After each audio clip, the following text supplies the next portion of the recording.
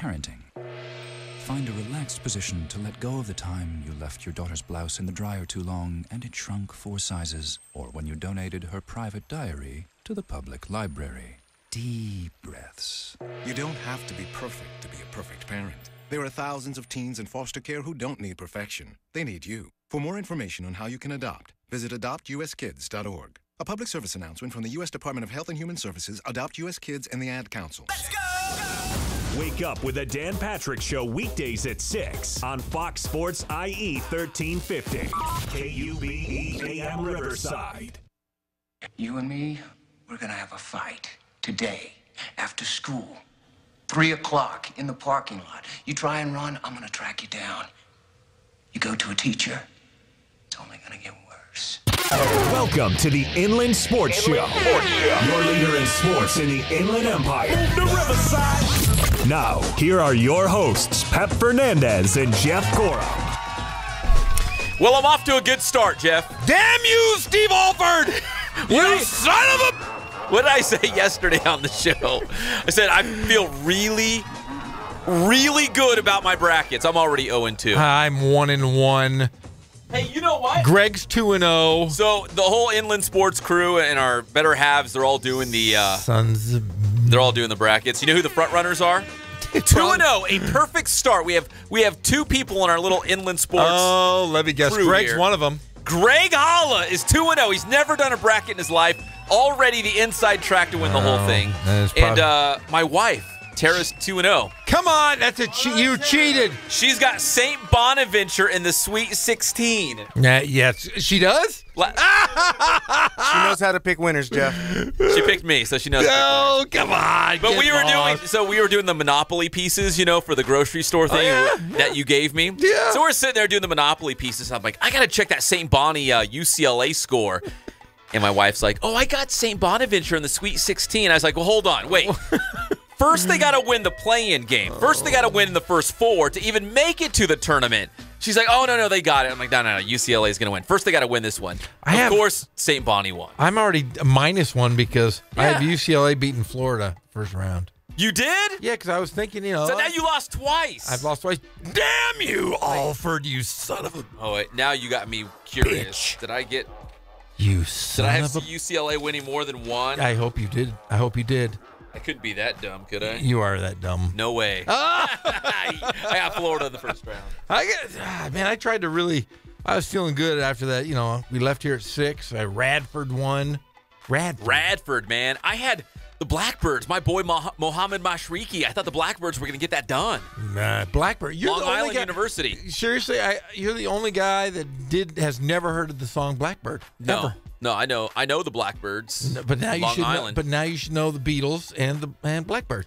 I know. Hey Jude. That's the Give me some credit for that one. That is the Give me some credit for that one. You are just terrible. All right, welcome to the Inland Sports Show, Hi, Fox Pep. Sports IE 1350 AM. That's Jeff Gorham. I'm Pep Fernandez. Greg Hollow holding it down every single day of your life, 3 to 6 p.m., except Thursday and Friday because we're going to make way for the NCAA tournament. Wall-to-wall basketball coverage right here on Fox Sports IE. So, Jeff, you get the day off. But we have breaking news, semi-breaking news. We broke it. We broke the news, and we got a bone to pick with some Dallas media. But we broke the news the other day that David Patrick had been offered the UC Riverside men's basketball job. Yes. Today, multiple sources telling us that he has accepted the job, and he's currently the associate head coach for Texas Christian University, the TCU Horned Frogs. So they're playing in the NCAA tournament. They're going to play the winner of Arizona State and Syracuse. So as soon as TCU's done from the NCAA tournament, which will be quick in my bracket. It is. I think I have him winning one. I'll have to check.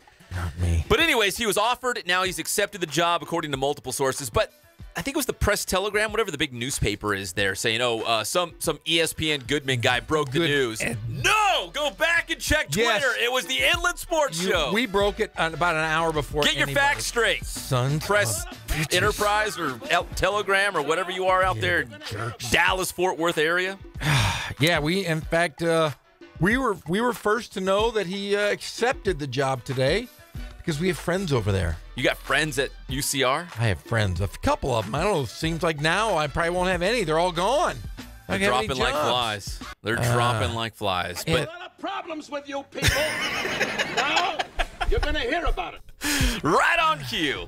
So David Patrick offered and now reportedly accepted the job at UCR. So we'll keep you up to date if anything goes down. They were supposed to make an announcement officially out of UC Riverside today. It looks like it might not happen. It still might. Who knows? Who knows with the UCR? It might happen. It might not. If it does, then we're going to have our man on the street, Jim Alexander of the Press Enterprise, is going to come on at 5:30 today, and we're going to talk about it. If something breaks by then, he's all over it. He is all over it. Jim loves this stuff. This is what he lives for. And he could have retired like 50 years ago, but no, he's still in the game. Yes, he is. I'm messing with you, Jim. I love it. I love it, though. I love talking to Jim. Jim and I have been talking today a little bit, and he's got some ideas. I got some ideas. We'll have to hash out those ideas. We'll do it live on the air. Yes, we will. Okay, so David Patrick to UCR. He has accepted the job, and we're still waiting for the official announcement. Meanwhile, Cal Baptist University, they found out who they're going to play in the Elite Eight. It's going to be Queens University from Charlotte, the Royals. Jeff, I had to look them up. I hadn't heard of Queens University. Have you heard of Queens University? Of course. They're the Royals. Duh. What conference do they play in, Jeff? They play in the Kings and Queens division. That's right. That old league over there is the yeah, exactly. Yeah. So March 20th, 4 p.m. local time here on the West Coast. They will tip off against Queens University. That's going to be March 20th. So that'll be next Tuesday. So we will be live on the air as CBU is playing in the Elite Eight in South Dakota. So we'll have to give you guys some updates. In the Dakotas. In the Dakota, Sioux Falls, South Dakota. It was really nice having Coach Croy on yesterday, and I'll tell you what, Riverside is embracing him. Everybody's embracing him. His wife, a good dude. His family, the school, the city, the nation will soon embrace Rick Croy. He's a good guy. You know, we do a lot of those sportsmanship symposiums and kind of talk at the same places. And we've said this before, and I'll say it again. Every time you hear him talk, you're just inspired to do something great. I'm telling you. Or at least run through a brick wall. Yeah, I was just going to say, I could run through a brick wall for Rick Croy. I'd do anything for that man. So CBU is the number 7 seed in this tournament, and Queens University will be their first opponent at the Elite Eight. Hopefully their first of several games at the Elite Eight in Sioux Falls, South Dakota. Again, going back to March Madness, so UCLA lost against St. Bonaventure. Jeff? Damn you, Steve Alford. No, don't blame him. I blame the Ball brothers. Yeah, I blame the Ball family. Always blame Lonzo and Larry and But think how the season started. The season started in China. It did. With those 3 guys, including Jalen Hill from Centennial, stealing stuff. And then sunglasses. UCLA playing in a first 4 game. This is UCLA. They shouldn't even be in the first 4. They should be like a number 2 or a 3 seed in the tournament. They should be, but they're not. And why the hell is Arizona State in this thing? USC, and I'm not a USC basketball fan at all. Andy Enfield deserved a shot. How do you get second place, narrowly losing out to Arizona in the regular season, and then you get second place in the tournament? Arizona State was 9th and got bumped the first round. Makes no sense. And hey, UCLA is SC in the NIT? They are. I think UC Davis is I got one Utah. for you though. Uh-oh. One of their best players says that he's not going to play in the NIT. Who's not? He doesn't want SC's best player because he doesn't want to get hurt. Wait, is it one of these college football bowl game kind of deals? And so who's their best player? I couldn't even say his. What is it? Metu. That's what I was going to say. Yes. Lawndale. Yeah, he says he doesn't want to play. But, okay, so he's not going to play any pickup games or anything until the draft. Nothing. He's not even going to walk. People are going to push him around. He's gonna atrophy, and he's going to have skinny legs. He's not going to be able to play. But now, why would you not play in a game?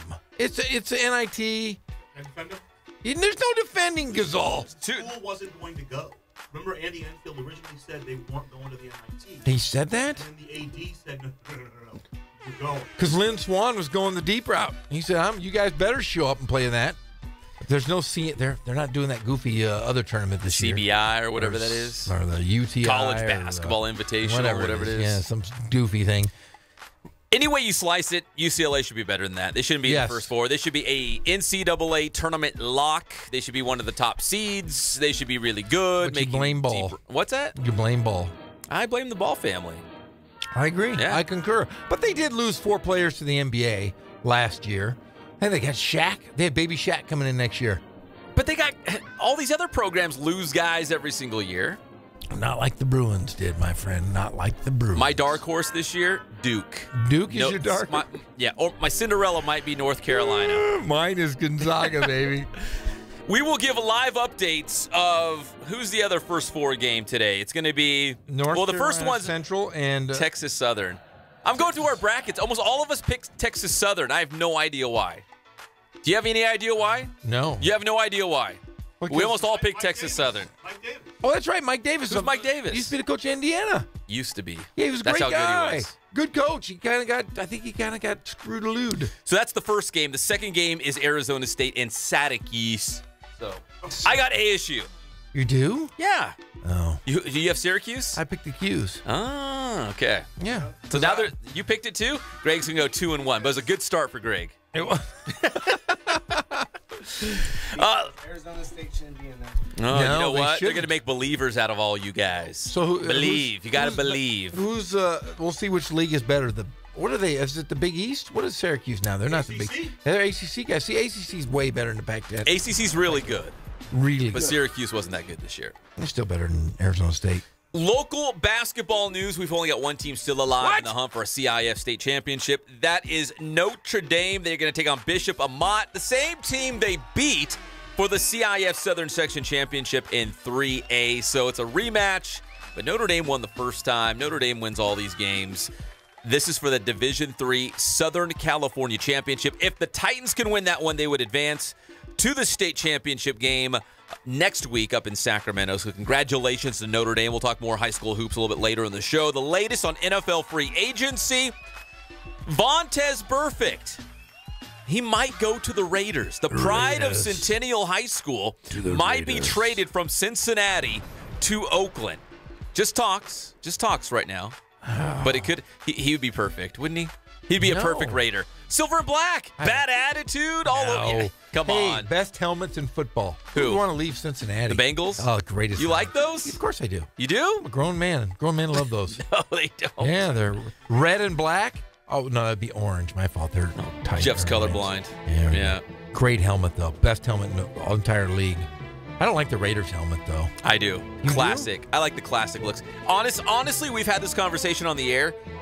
Colton High School's helmet with the yellow jacket. I know they have the C. Oh, that's a good one, though. That's a good one. The older one, because they went to the newer C. one. Yeah. When you go back to the yellow jacket on the helmet, that was my favorite helmet. That's a good It was, one. Greg. I'm not just saying that because you're sitting here. I still like the True Ram. story. Ram High when they have the horns is still the best. I still like that. I like the classic looks. Yeah, but Raiders.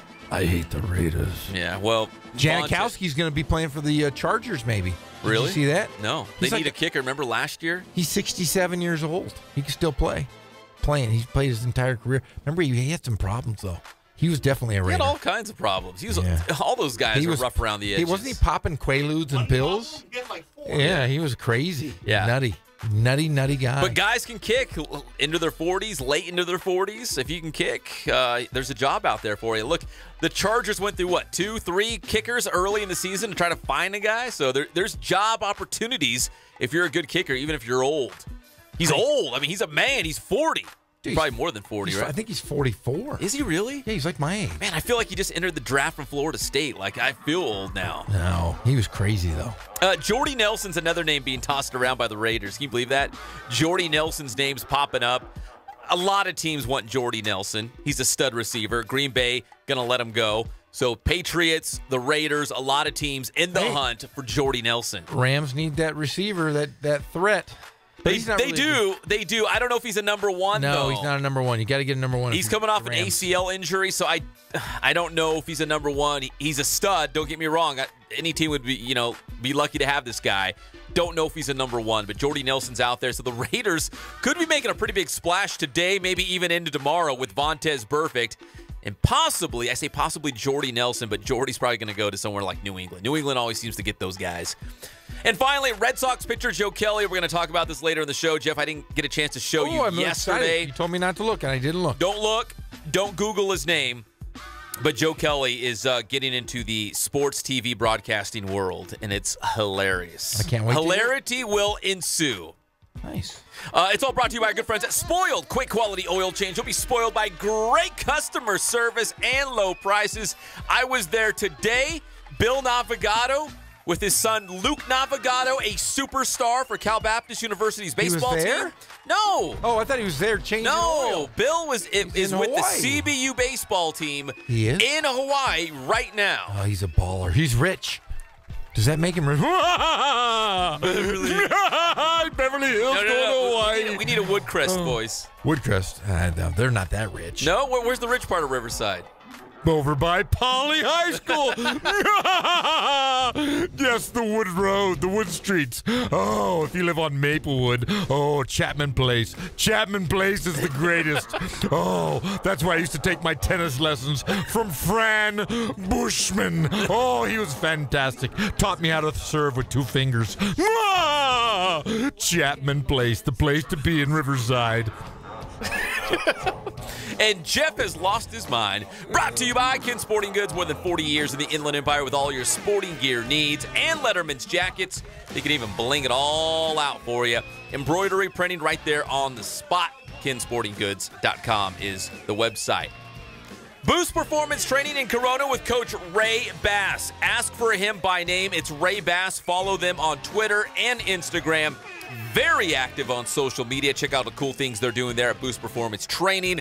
Check out the strength and speed class. That first one is always free when you mention Jeff Gorham at the door. And Catalana Motors in Corona off of Temescal Canyon Road, where you can buy, trade, and finance at Catalana Motors in Corona.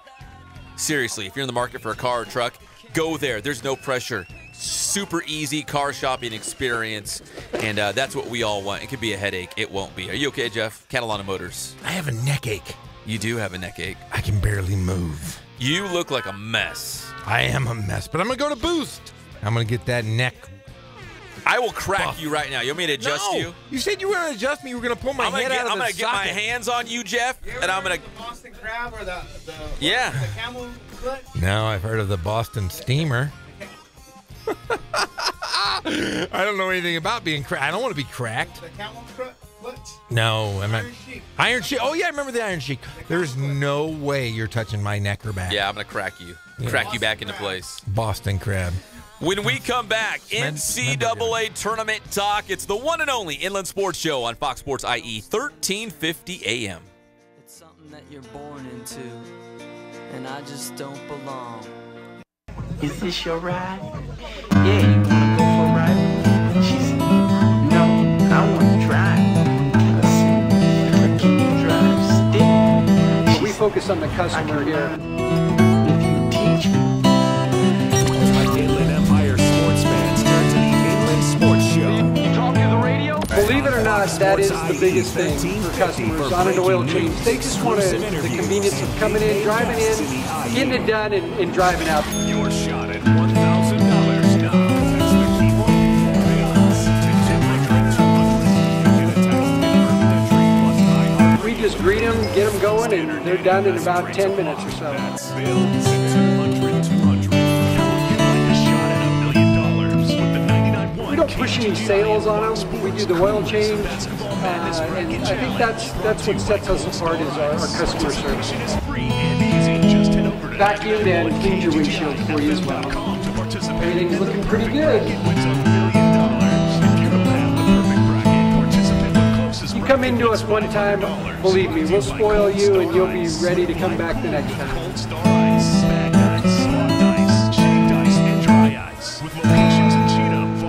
Santa Ana and Barstow. To promote my new flower shop, I had one place print my business cards, another print my brochures, and a third my signs. Now my roses aren't red.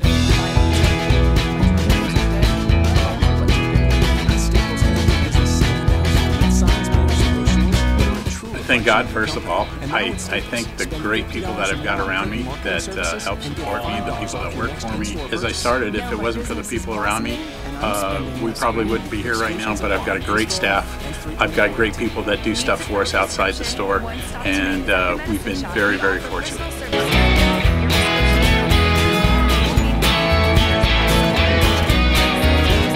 Our service is impeccable, and we just keep trying to get better every year. can do online stuff for your teams, as well as, like I said, the screen printing, the embroidery. We also have 3 women that do extra sewing for us, like tackle tool on uniforms, or the bling or rhinestones for different shirts for the ladies. That's why we have certain racks just for certain schools, and the fun about that is that it turns into other schools that may come in here that aren't as close, that we can do stuff for them as well. We've had very, very good customers throughout the years, and it's just been a blast.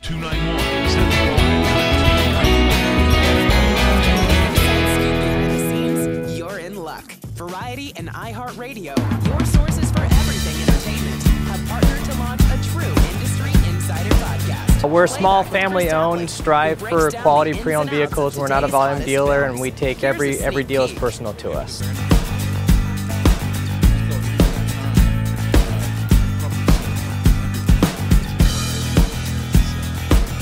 We're a low-stress environment. We're not a pressure sales house. If you want to shop us, you're more than welcome to shop us. We have, like I said, great rates, competitive financing, a lot of one-owner, clean Carfax, clean title vehicles.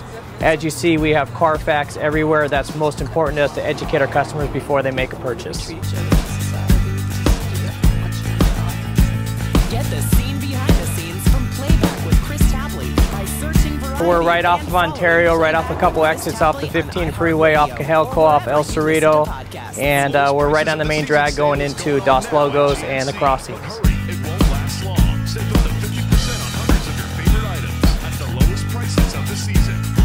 We have great financing, we have great lenders that we're using. We do buy, sell, trade, cash for your car, whatever we need to do to help accommodate the customer, that's what we're here for.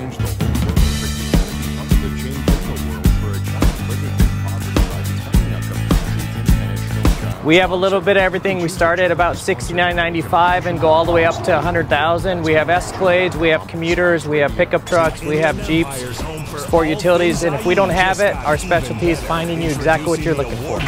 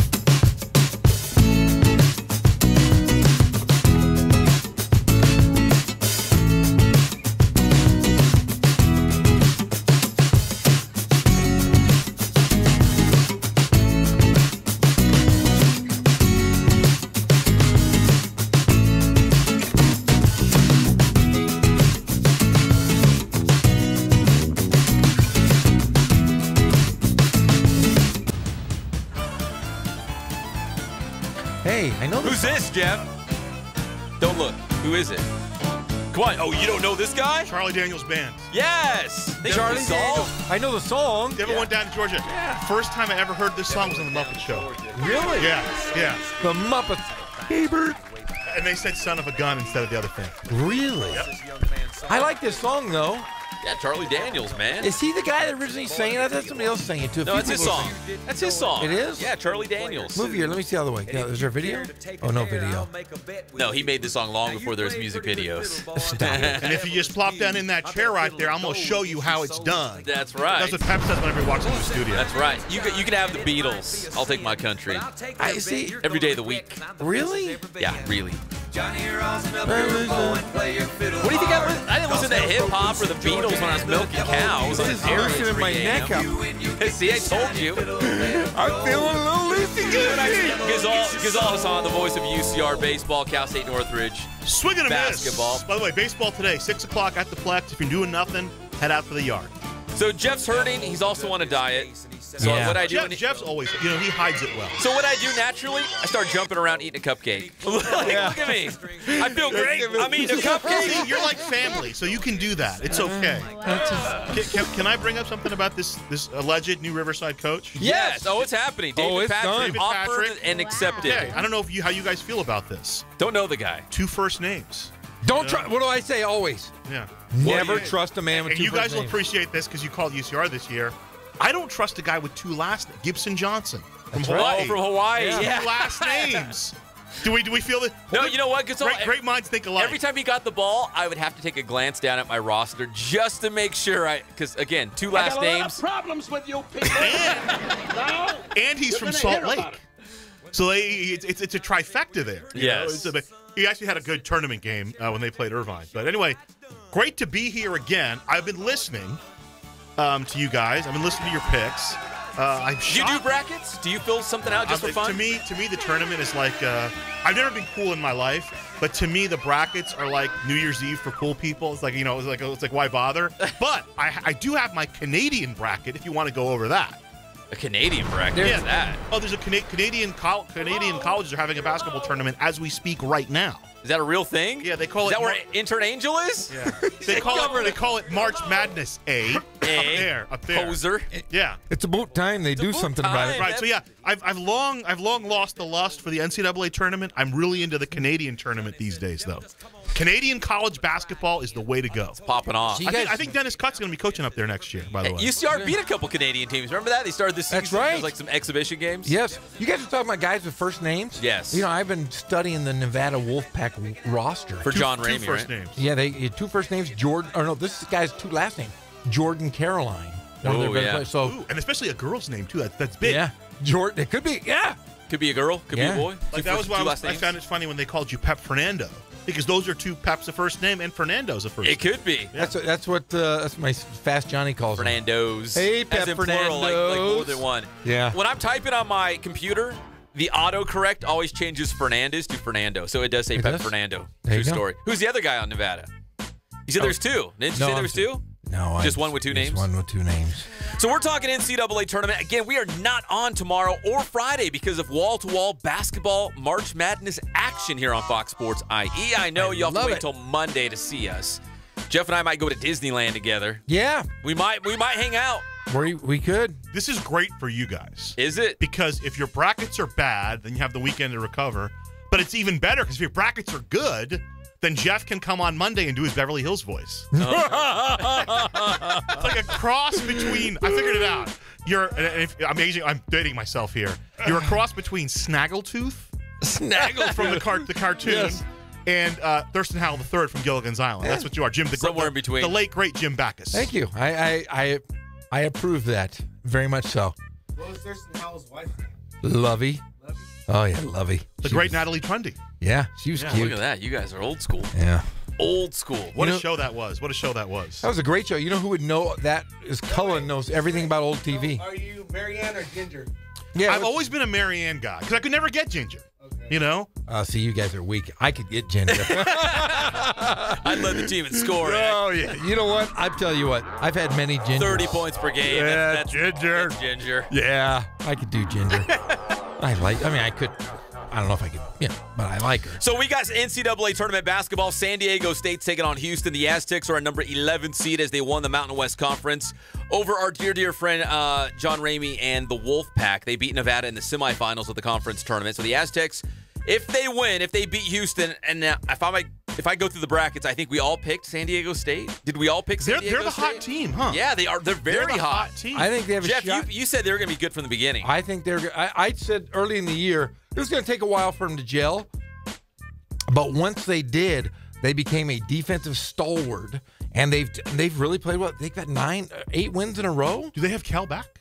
They do. Yeah. They've Okay. since Trey Cal has been back, they've won 8 in a row, and he really, they're a different team without him. But what happened is, I think they took a loss on the road.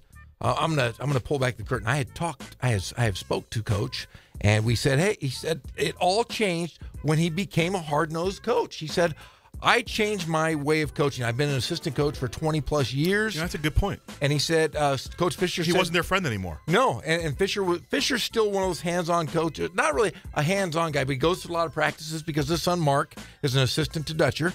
And Fisher had said, hey, made the comment to Dutch and said, hey, maybe we tighten up the reins a little bit, things might change. And once he did that and treated it like he said, he had Hell Week practices, and it was the toughest the players had ever practiced, and they responded and said, thanks, Coach, and they haven't lost since.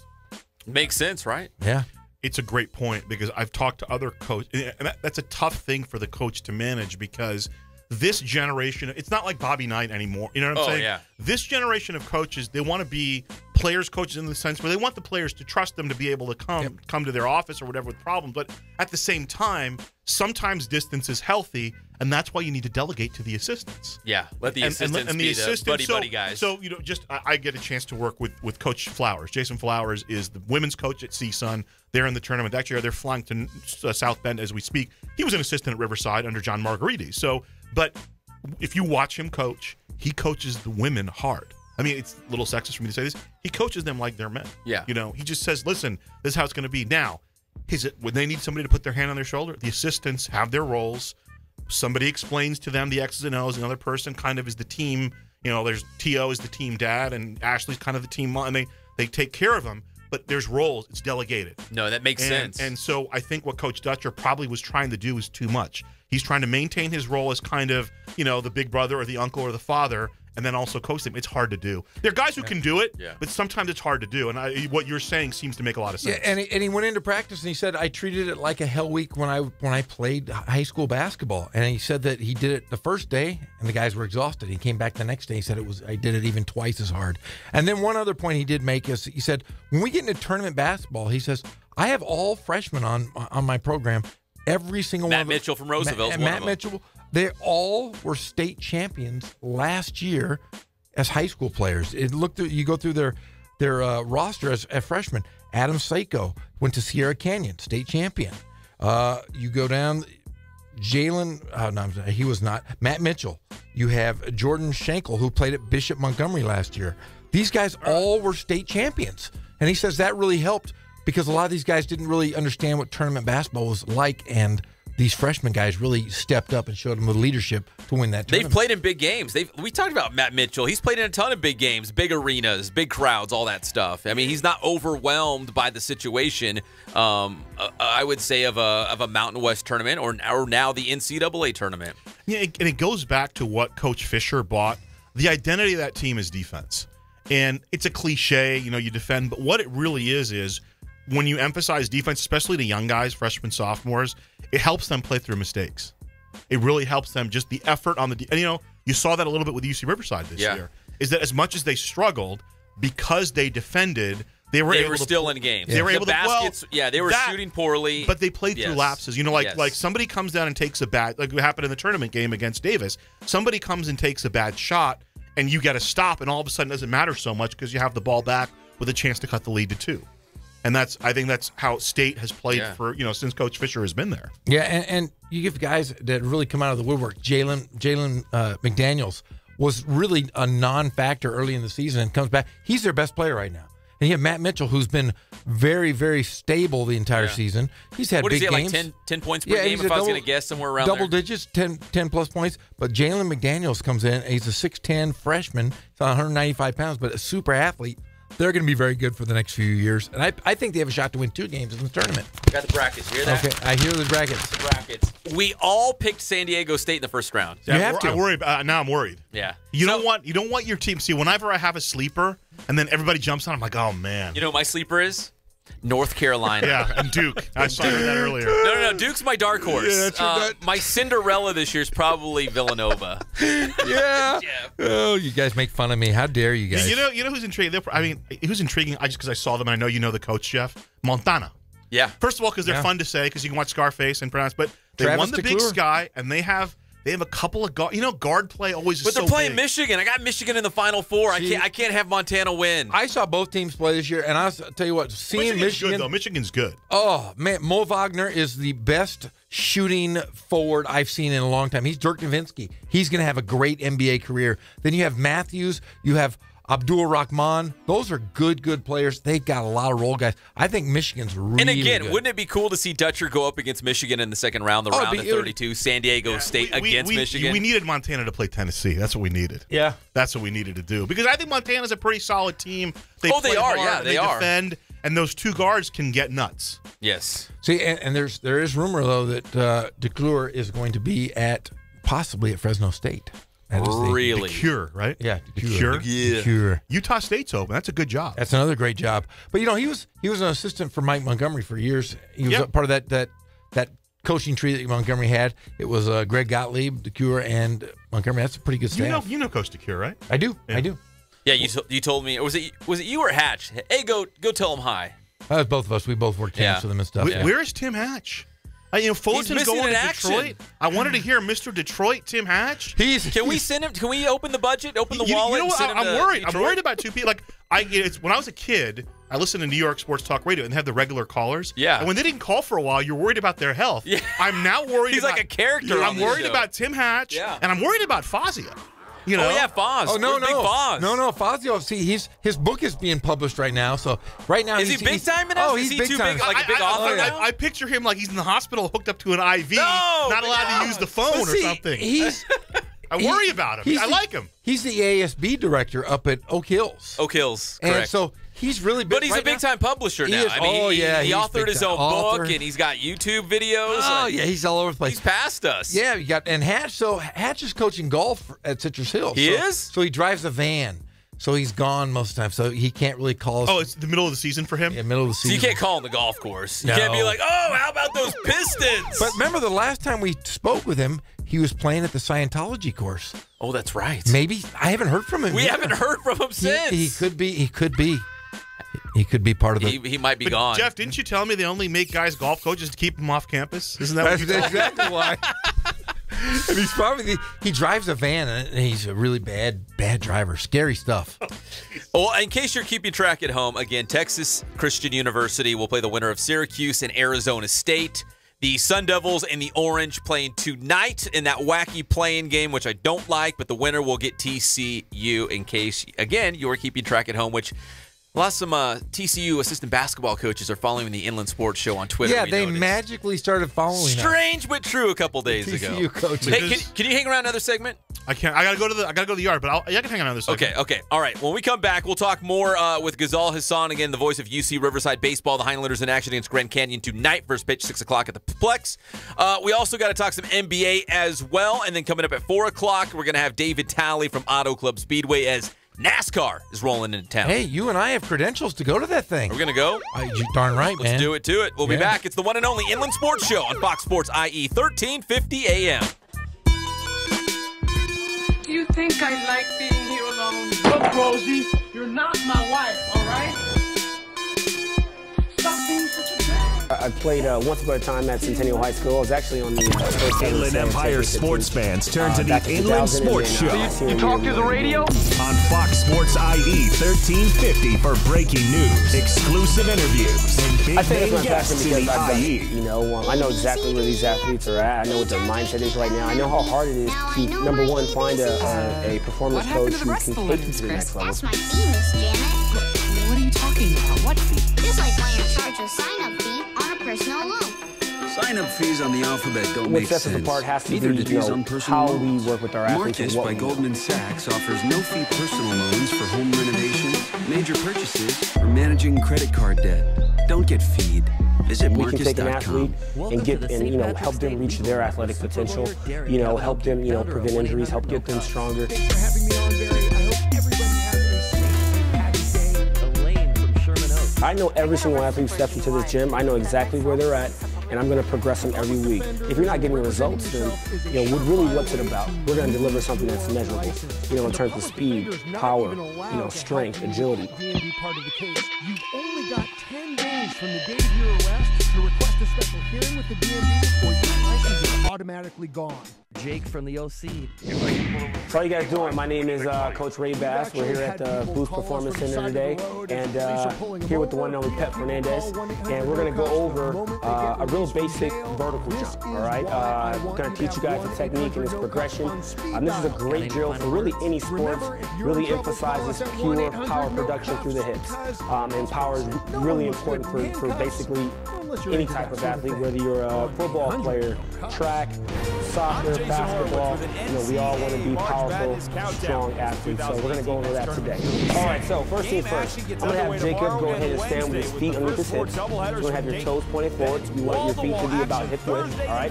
He's going to have his shoulders flexed, all right, in front of his body. Arms up in front. Okay, now, the most important part here is what's called a counter movement.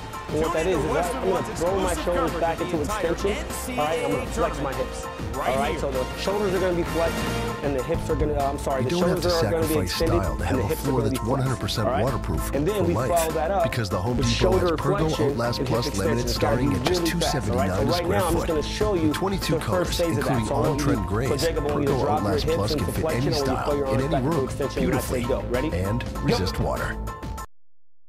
Starting at just $279 a square foot at the #1 Pergo waterproof laminate flooring retailer, the Home Depot. As I go up, I want to extend through my hips, through my knees, on my toes pointed up, and when we land, I'm going to land back into that hip flexion, arms extended, and I want to stick the land. All right, so we're going to go over now. So now we're going to actually jump here, Jacob. I want to see that counter movement. Go ahead and walk a little bit closer to the hurdle here.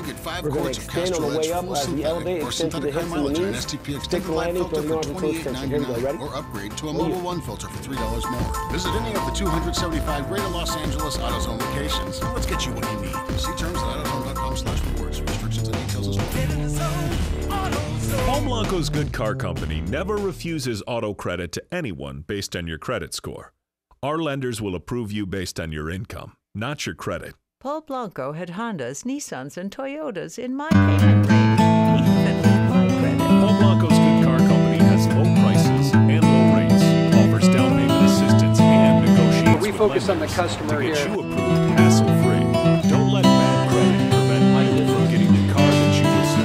Get approved today at paulblanco.com. Believe it or not, that is the biggest thing for customers on an oil change. They just want the convenience of coming in, driving in, getting it done, and driving out. Features performances, networking parties, business panels, and candid conversations with Pat, Ronnie, Osuna, Maluma, Steve Aoki, Red Bull, Cornelio. We just greet them, get them going, and they're done in about 10 minutes or so. Conclude with the Billboard Latin Music Awards live from Las Vegas. Go to billboardlatinconference.com. We don't push any sales on them. We do the oil change, and I think that's what sets us apart is our customer service. Vacuum and clean your windshield for you as well. Everything's looking pretty good. You come into us one time, believe me, we'll spoil you and you'll be ready to come back the next time. Instant purchase notifications from Capital One, so you won't miss a purchase. Technology this helpful could make history. What's in your wallet? Not available for debit cards. Capital One Bank USA NA. Howdy folks, Colonel Sanders here to tell you about KFC's $10 chicken shares. They're perfect to share with those special people in your life. Choose from 6 pieces of my Kentucky Fried Chicken, 9 extra crispy tenders, 12 hot wings, or a bunch of popcorn nuggets. So grab your buddy, your cousin, your dad, your college roommate, or my friend Jones, and head to KFC. Are you there yet? Okay, good. Now get to sharing and eating. KFC's $10 chicken shares. It's big, early, and good. Participating KFC's only. Offers not available at all locations. Prices may vary. Tax substitutions extra. Inland Empire's home for all things IE just got even better. Introducing the award-winning Inland Sports Show with Pep Fernandez and Jeff Goro. Weekdays 3 to 6 p.m. Your local sports leader in the Inland Empire. Fox Sports IE 1350. Okay, people, you have to tell me. All right, I've been frozen for 30 years, okay? Throw me a frickin' bone here. We're back to the the Inland Sports Show. Here are your hosts, Pep Fernandez and Jeff Gorham.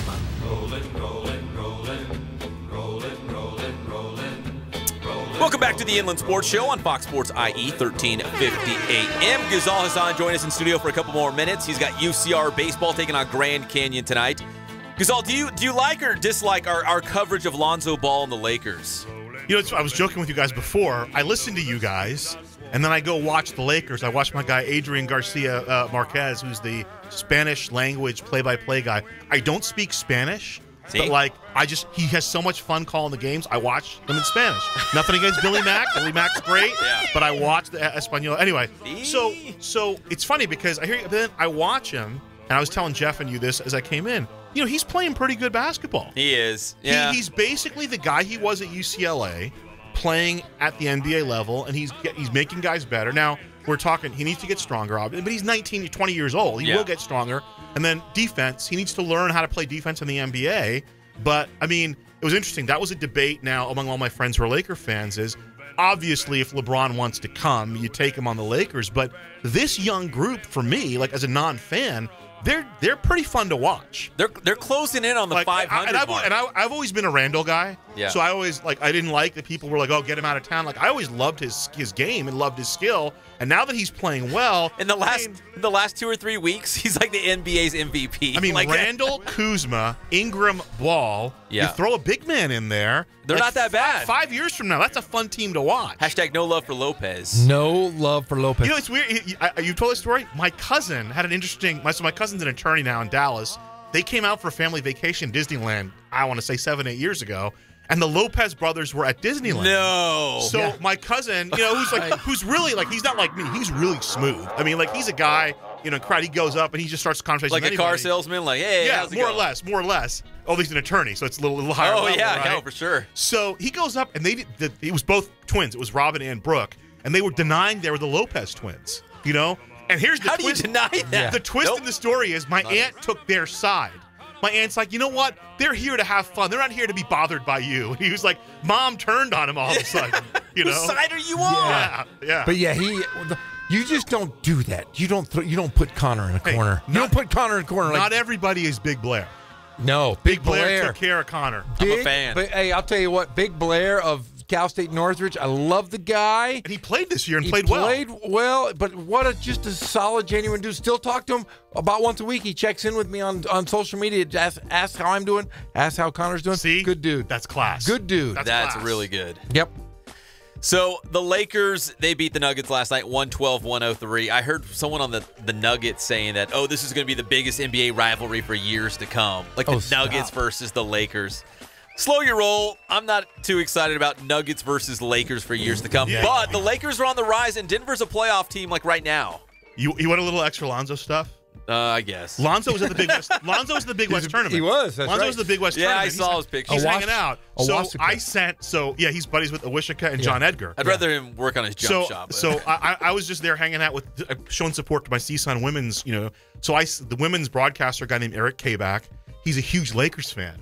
So he goes over and starts chatting up Lonzo, and Lonzo was great with him. But then he goes to take a picture, and the two guys with Lonzo said, no pictures, Well, you know the story on this. He did a signing at a mall, and he was charging like $250 for an autograph. Ridiculous. But you were not allowed to take a picture, or you were going to have to pay. Even if you used your cell phone, they were going to make you pay. Well, that was the funny thing is Lonzo was ready to take the picture, but his two guys told him. So my guy Isaac, who works for the Lakers, told me, he's like, if that ever happens again, just go ahead and take the picture, because those two guys, they're just kind of there to be around Lonzo. Lonzo never listens to them. Like if he were to insist, according to Isaac, he would take the picture. Yeah, because he was go for it. The moral of the story, just go for it. But I mean, it's like I've never been like that. Whatever. If I meet, if I get to meet Tom Brokaw, I can shake his hand and be cool with it. Now, because of the phones, everybody wants to take a picture with everybody. I will admit, I broke the rule, as Jeff knows, with Bill Walton. Yes. I met Walton, and I had to take a picture. Oh, of course. Yeah. But aside from that, if I saw Mark Hamill, I would take a picture. But that's high-end stuff. Yeah, because usually, journalistically, if you're covering an event, you don't do those sorts of things. We do it a lot in the studio. If we invite someone over to our house, That's all whole. That's we'll fine. take free stuff. We're taking. But that's selfies. fine though, because you're promoting the show. Yes. All your damn journalist rules. You're promoting the show. I threw him out the window. You're promoting the show, but it's like I understand, and I get the other side of it too, because now it's just so nuts. Yes. It's just so crazy, The funniest story about that, I think I've told you guys this before. I once saw James Worthy in the grocery store, and I didn't want to bother him, and I went up to him and I say, this is how I always preface, say, hey, don't mean to bug you. I just want to say, here, my name's Ghizal Hasan. I grew up watching you, and he smiled at me and said, man, you're the only one who recognized me. It's perfectly fine, Are you serious? Yeah. Nice. Big game, James. Yeah, big game. He still has big game. Hey, Yeah. speaking of big game, before we wrap this up, UC Riverside taking on Grand Canyon tonight at the Plex. Baseball action, 6 o'clock first pitch. Ghizal, you're going to have the call? It's a good one. We'll have the call. They're finishing up a 10-game homestand, and I think Troy wanted 7 wins. They have 5, so they would need to get this to be 6-4 on the trip. Where do they head this weekend, guys? Reno. Where's John Ramey? He won't be there because he's going to be with the team. Oh, that's right. He's big time. So you have him on the show today? He's going to call in at 4:30. John Ramey, voice of the Nevada I thought we had the Michael Corleone Fredo rule, where if I'm on, you guys let me. You're going to be out of the building by then, so okay. we're all good. The space-time continuum, they cannot be in the same place. That's my guy, though. I talked to John this week. I love that guy. And I'm so happy for him. After 10 years at Riverside, he really, not only is he flying the Nashville guys, I'm sure he'll mention it, charter. Really? Charter. Big time. Hey, Northridge, or not, Fullerton flew charter today. They did? They did. They got a police escort to the airport. They did? They got let off the bus on the tarmac. Do you know why that is? Trump's in town. Or was in town. Oh, was he? Yeah. I didn't know that. So Northridge, that was the thing. CSUN, because the women's team flew out this morning, too, from LAX, they had to coordinate all that stuff. They weren't sure when he was. I think he left before they left. I don't know the rule. Like no planes taking off or landing during that time. Well, no, it's just access to the airport is restricted. Okay. The terminals. So it's a matter of do we need to leave an hour ahead of time? Do we leave 2 hours? That kind of a thing, But anyway, yes, very very happy for Ramey. And yes. By the way, when with the women's team in 2010, we didn't charter out. We chartered back though. So that's once you've been on a charter, it's hard to get on a regular plane. Oh yeah, it changes the game forever. Ghizal, good luck on the call tonight. UCR and Grand Canyon, 6 o'clock from the Plex. 5:50 pregame, tune in. Grand Canyon, Andy Stankiewicz, Troy Percival, 2 ex-big leaguers. Bringing their teams in. Grand Canyon's pretty good. Pretty good. Final game of a 10-game homestand for the Highlanders. When we come back, we're going to talk Auto Club 400. We're going to turn left to NASCAR as the Director of Communications, David Talley, is going to join us live right here on the one and only Inland Sports Show on Fox Sports IE 1350 AM.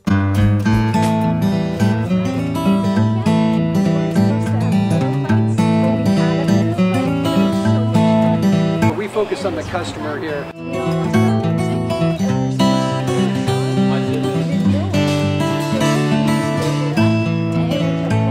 Believe it or not, that is the biggest thing for customers on an oil change. They just want the convenience of coming in, driving in, getting it done, and driving out. To the Inland Sports Show. You talk to the radio? On Fox Sports IE 1350 for breaking news, exclusive interviews, and big-name guests. We just greet them, get them going, and they're done in about 10 minutes or so. At GNC, but hurry, it won't last long. Save up to 50% on hundreds of your favorite items at the lowest We prices don't push of the any season. sales on Hurry them. into We do GNC the to oil get the change, lowest prices of the season through and March I think 28th. that's what sets us apart is our customer service. Capital One presents Congress finalizing the Vacuumed Louisiana and cleaned your purchase. windshield for you as well.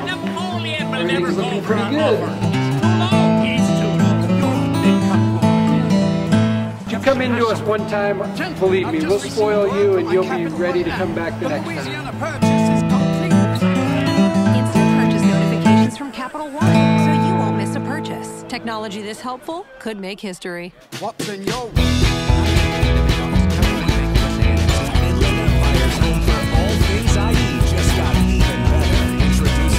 Thank God, first of all. I thank the great people that I've got around me that help support me, the people that work for me. As I started, if it wasn't for the people around me, we probably wouldn't be here right now, but I've got a great staff. I've got great people that do stuff for us outside the store, and we've been very, very fortunate.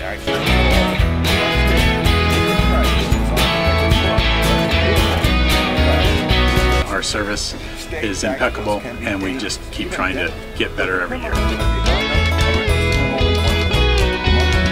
We can do online stuff for your teams, as well as, like I said, the screen printing, the embroidery. We also have 3 women that do extra sewing for us, like tackle tool on uniforms, for the bling or rhinestones for different shirts for the ladies. That's why we have certain racks just for certain schools, and the fun about that is that it turns into other schools that may come in here that aren't as close, that we can do stuff for them as well. We've had very, very good customers throughout the years, and it's just been a blast.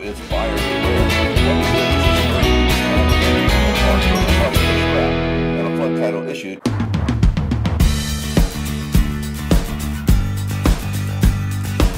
We're small, family-owned, strive for quality pre-owned vehicles. We're not a volume dealer, and we take every deal as personal to us.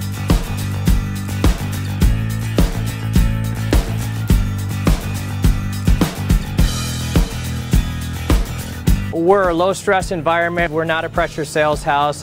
If you want to shop us, you're more than welcome to shop us. We have, like I said, great rates, competitive financing, a lot of one-owner, clean Carfax, clean title vehicles. As you see, we have Carfax everywhere. That's most important to us, to educate our customers before they make a purchase.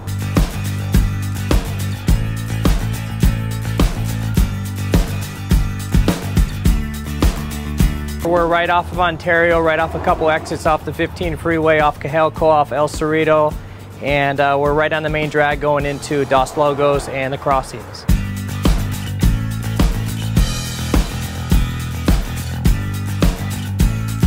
We have great financing, we have great lenders that we're using. We do buy, sell, trade, cash for your car. Whatever we need to do to help accommodate the customer, that's what we're here for.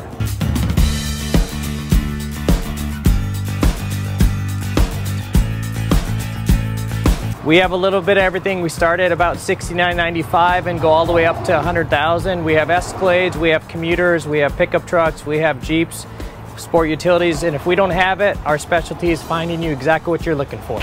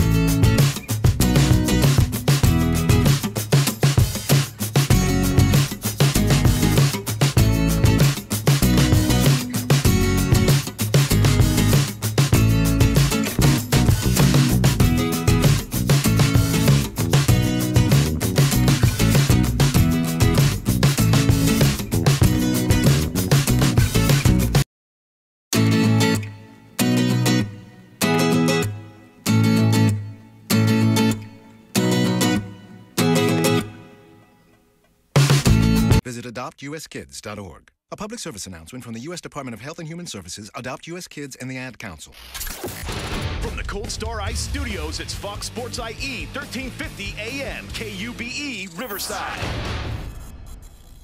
When life gets you down, you know what you gotta do? I don't want to know what you gotta do. Just keep swimming, just keep swimming, just keep swimming, swimming, swimming. We're back to the Inland Sports Show. Here are your hosts, Pep Fernandez and Jeff Gorham.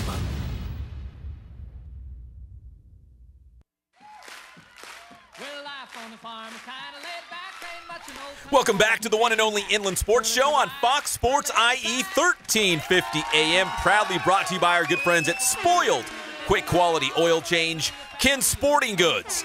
Boost Performance Training with Coach Ray Bass in Corona, and Catalana Motors in Corona off of Temescal Canyon Road. Jeff, hold on. We're turning left to NASCAR right now.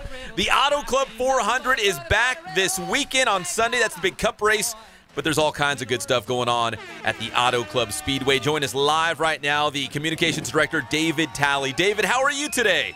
Pep, all's good. It's race week. There's nothing better than getting ready for all of our fans coming to town. Oh, you're absolutely right. David, just tell the clouds to stay away. We don't want any rain. See, we're not even going to talk about that word. I pretended like I didn't even hear that. That's right. I didn't say I anything. almost hung up. Hey, global warming is at its finest this weekend. At least this week. At least this week in the IE. Hey, David, let me ask you this. Kevin Harvick, he's my favorite driver, and he's red hot right now. What are the odds that Kevin Harvick makes it 4 Cup wins in a row here at Auto Club Speedway this weekend? You know what? He certainly has a good chance the way he's been driving. He's finished second out of the last 3 races here, or the second 2 of the last 3 races here. So, you know, it wouldn't be a surprise if he won, but as always, we're a Jimmy Johnson track, and this is his home track, and we're going to have to pull for the hometown boy. We're talking with David Talley here on the Inland Sports Show, Fox Sports IE 1350 AM. David, Kyle Larson is the defending champion in this race, in the Cup race at least. Not to put you on the spot, but do you have very many back-to-back champions at that track? No, we don't. Kyle Busch won a few years ago. He won both the Xfinity and the Cup race. But, I mean, you know how hard it is, you know, on any given Sunday, as they say. So to be able to do that, you got to have everything in top-notch form, that's for sure. And Kyle Larson did last year, and we're excited to induct him into our Auto Club Speedway Walk of Fame Friday morning at 10 o'clock. Well, you know what? That's a great segue, David, because there's so much going on at Auto Club Speedway outside of the races. You've got concerts, you've got famous stand-up comedians, you have all this stuff going on. What are some of the cool highlights that people, the fans, can see and enjoy that's not, you know, on the racetrack? Well, I mean, you're right. We've got everything that you can imagine. We're kind of the fair kind of wrapped around the race. But we've got Lucha Libre wrestling. We've got the monster trucks in the fan zone. We've got something that they're calling the dog jump, where I'm sure you've seen it. Dogs in a big pool throwing sticks and retrieving them. Yes, and, I love that. We've got I love Lefty's that. Fun Zone.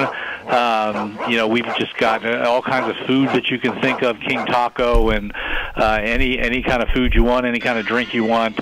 805 Beer Garden. Just, I mean, it's endless. So hopefully you'll be here and be able to take part in everything.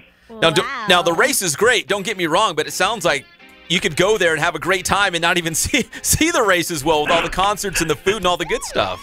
Yeah, absolutely. We've got Bush as our headliner on Sunday. We've got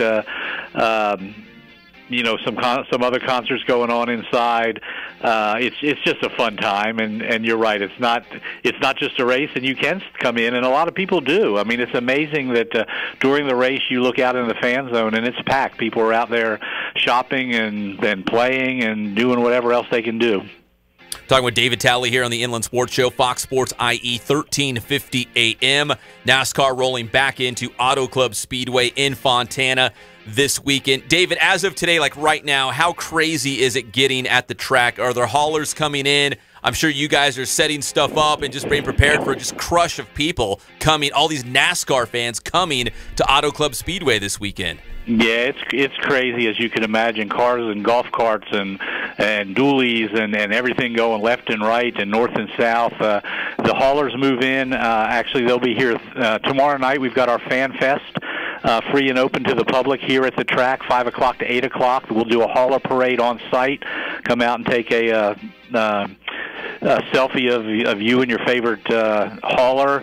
We'll have food and vendors. We've got Q&A with some NASCAR drivers, so that's all on Thursday. All the infield folks move in on Thursday, over 3,000 RVs in the infield. And then Friday we get started with practice and qualifying and all the fun stuff on track. Now, are fans like me and my wife, are we allowed to go out and meet any of these drivers? I know, is there any, like, a meet and greet? Because my wife right now is a big fan of Darrell Wallace Jr.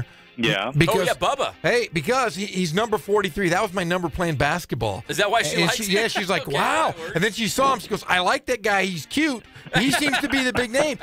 Is there a meet and greet to meet some of these drivers? There are autograph sessions that you can buy packages for. There are exclusive Q&As. I know we have one with Kyle Larson. We've got one with, I believe, Chase Elliott. I know we have one with Jimmy Johnson. So, go to autoclubspeedway.com, and there's all different kind of packages that you can get to hopefully get up close to your favorite driver, although not too close because, we don't want to get there's crazy fans like Jeff's wife over here too, so we got to watch out for Jeff's wife.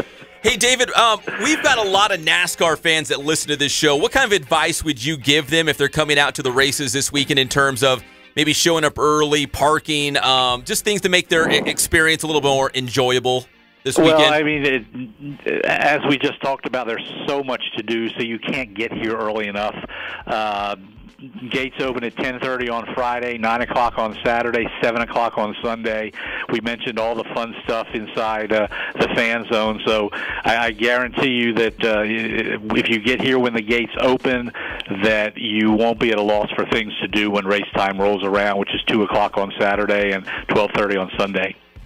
Well, David, we really appreciate the time. Again, NASCAR rolling into the Auto Club Speedway this weekend. All kinds of stuff. Bush, the band, will be performing. I think I saw Gabriel Iglesias, the stand-up comedian's going to be there. All kinds of good stuff on top of trying to see my boy Kevin Harvick go for 4 straight Cup wins. David, we appreciate the time, and I won't say anything about the weather from here on out. My lips are sealed. I just hung up on you. David Talley from Auto Club Speedway. Thank you, David. Thanks, guys. Hope to see you this weekend. All right, thanks, David. That's David Talley. Yeah, we were not going to talk about the weather. We're going to keep it on the down low. Yeah. In fact, actually, you know what? I looked at my weather app on my phone. Yes. I think we're good. I looked earlier in the week. It looked a little dicey. I'm going to be honest. I'm no meteorologist. Jeff, what's the difference between a meteorologist and a forecaster? Forecaster's just a dude like me. If I were to go out, just a dude. Just a lady. Meteorologist is somebody that studied. They went to school for it. They studied the weather. They study the patterns. They study it all. You're exactly right. Yeah. But I think we're good. If you're asking my humble opinion and my weather app, I think we're good. That sounds good. I'm telling you what, though. Did I pull that out? That I knew who Darrell Wallace Jr. was? Yeah. Yeah, see, I know my NASCAR There's stuff. a lot of great young drivers right now on the NASCAR circuit. The old guard. And I hate to say old because whoa! I'm a Richard Petty fanatic. Oh, that's real. That's old school. I'm talking about just the older guys like Jeff Gordon. Whoa, he's not old. Jimmy Johnson, Kurt Busch, Kyle Busch, Martin Truex Jr., who won the series championship last year. I mean, these guys are like the older regime now in NASCAR. Now all the young guys, like a Kyle Larson, like a Chase Elliott, like a Bubba Wallace, these are all the young up-and-comers now. So we're kind of seeing a changing of the guard. Austin Dillon in NASCAR right now. But Kevin Harvick's still my guy. He's part of that older guard right now, the old regime in NASCAR. But he's still one of the best. And I'll say this. Monster Energy Drink is the big sponsor now of NASCAR. Yes. You know where that is located? The Corona, the like South Riverside hub. Or whatever. I mean, that's literally 10 miles away from Fontana. There's going to be it's going to be a big show. If Monster is the name on the brand, it's going to be a great race. You know that. It's going to be a great experience. Well, again, thank you to David Talley, the communications director at Auto Club Speedway. Talking a little NASCAR here. Jeff, we got media passes. Probably going to go out there, right? You're darn right. Check out some racing. I want to race in one of those cars. No, you don't. I don't? I almost crashed. It was going to be awful. It's going to ruin a poor guy's car. It was bad. I'm kind of like Ricky Bobby, though. I think I could do it. You are kind of like Ricky Bobby. I would love to give it a shot. They have those in Vegas. They have an experience where you can drive a car. I think I want to do it. You want to do it? Because I'm kind of like Ricky Bobby. Let's start with go-karts. You ever do like the go-karts, the real fast ones? I'm too big. I'm too large. I'm too big. I'm not allowed to ride a horse. Did I tell you that? You can't ride a horse? No, I went up to Lake Tahoe and I was like, hey, I'm going to go horseback riding. So I walked up and they're like, hey, how much you weigh? I go, they said, no. There's a weight limit on these horses. Sorry, guy. They go, you can ride a mule. I said, I don't want to ride a mule. Sorry, guy. I don't want to ride a donkey. I'm not some sort of jackass. I want to ride a stallion, a Mustang, a thoroughbred, not one of your big giant hoofed creature. When we come back here on the Inland Sports Show, we got to circle back to NFL free agency. We got to take a break now because John Ramey, where is he going? Nashville? Is that where they're playing? He's in Nashville, Tennessee. Nevada is in Nashville for their first round game against Texas. That's a tough draw, isn't it? That is a tough draw, but John Ramey's going to the national championship. He's going to call how cool would that be? Yeah, how far did you pick Nevada, Jeff? Did they lose in the first round, Jeff? I don't know. I got them in the Sweet 16. You do? I put money in the pockets of John Ramey now. I love old John Ramey. John Ramey and I were texting just now, and he's ready to call in. All right, 4:30, John Ramey, the voice of the Nevada Wolfpack. We'll talk NCAA tournament and the latest, the very latest on NFL free agency. We'll be back. It's the one and only Inland Sports Show on Fox Sports IE 1350 AM.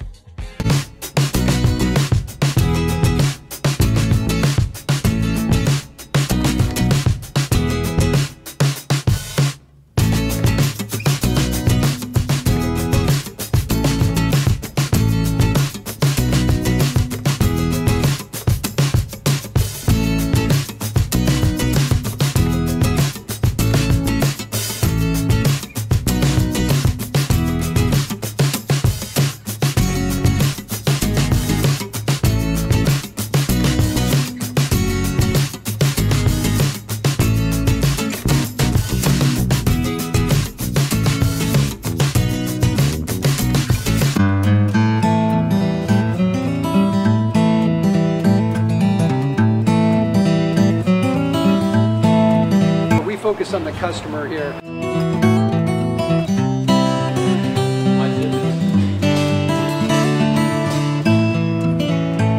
Believe it or not, that is the biggest thing for customers on an oil change. They just want the convenience of coming in, driving in, getting it done, and driving out.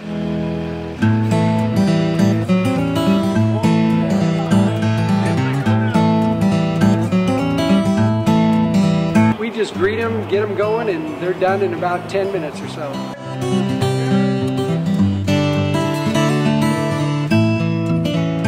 We don't push any sales on them. We do the oil change, and I think that's what sets us apart is our customer service. Vacuumed and cleaned your windshield for you as well. Everything's looking pretty good.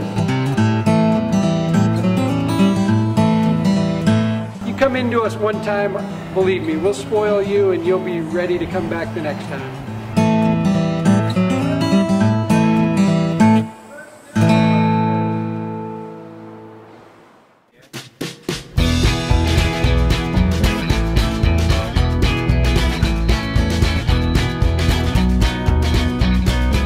Thank God, first of all. I thank the great people that I've got around me that help support me, the people that work for me. As I started, if it wasn't for the people around me, we probably wouldn't be here right now, but I've got a great staff.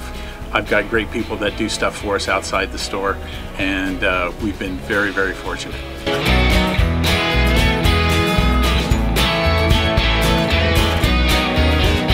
Our service is impeccable, and we just keep trying to get better every year. We can do online stuff for your teams, as well as, like I said, the screen printing, the embroidery. We also have 3 women that do extra sewing for us, like tackle tool on uniforms, or the bling or rhinestones for different shirts for the ladies.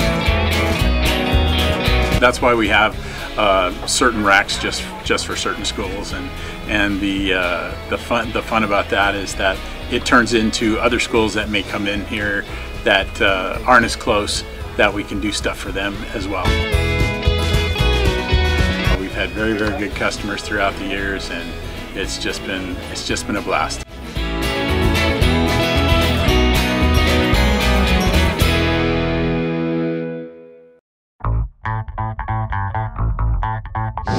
How you guys doing today? Coach Ray here from Boost Training. We're here today at the Boost Performance Center with the one and only Pep Fernandez. Today's Boost Training tip is all about strength. And of course, it's very specific to speed. We're talking about the single leg supported low squat. Come check it out. So when it comes to athletic performance, and more specifically speed, it's all about the ability to generate force, all about being nice and strong. Now, running is a single leg motion. So it makes sense that you have to have a great foundation of strength. You gotta have single leg strength. So this exercise really works on that single leg strength here with the deep bend and the hips, the knees, and the ankles. So what Mike is going to do is going to have an open hand grip. All right, he's going to get nice and tight to the rack. He's going to be doing this. He's going to have his right foot on the ground. He's going to flex his left knee. All right, he's going to lower himself nice and easy.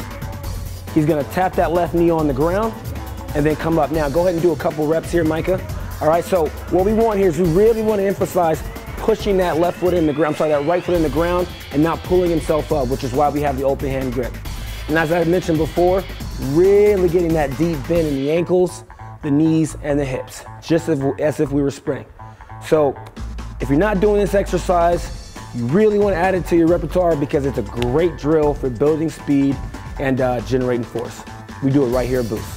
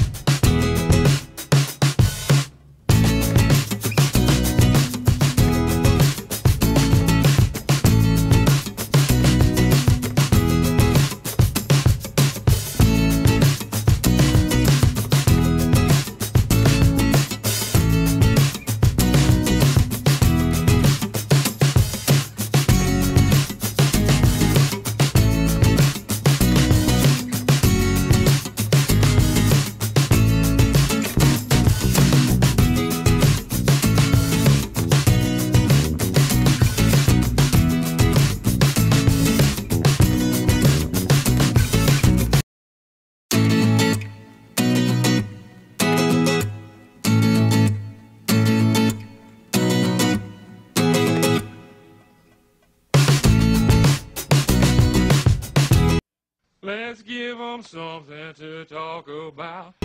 How about love, love, love, scuba dive, dig it, I don't know. We're back to the Inland Sports Show. Here are your hosts, Pep Fernandez and Jeff Gorham.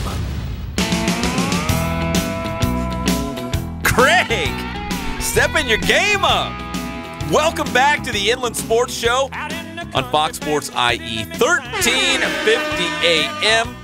Who is this, Jeff? I don't know. Okay, hold on. You quiz me about the Beatles. Who's the other guy? Prince. Think about this one. Don't look at the computer. No, I'm not.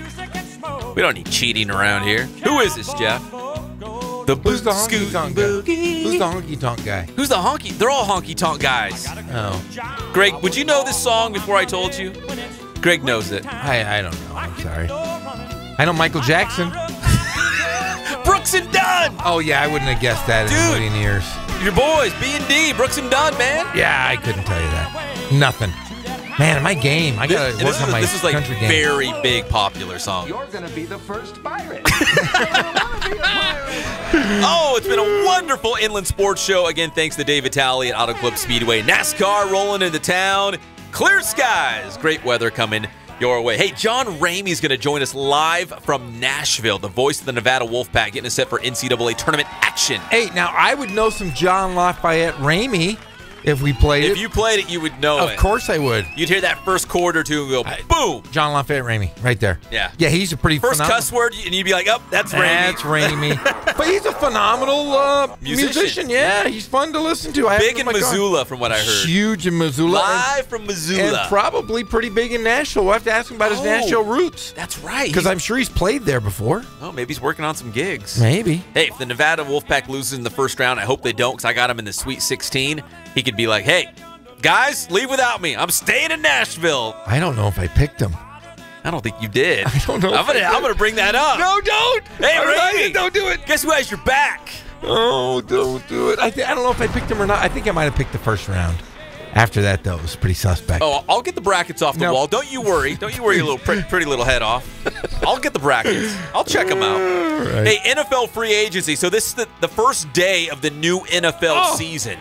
So all the guys who agreed to new contracts and trades and all this stuff. It all happened officially today. It all went down.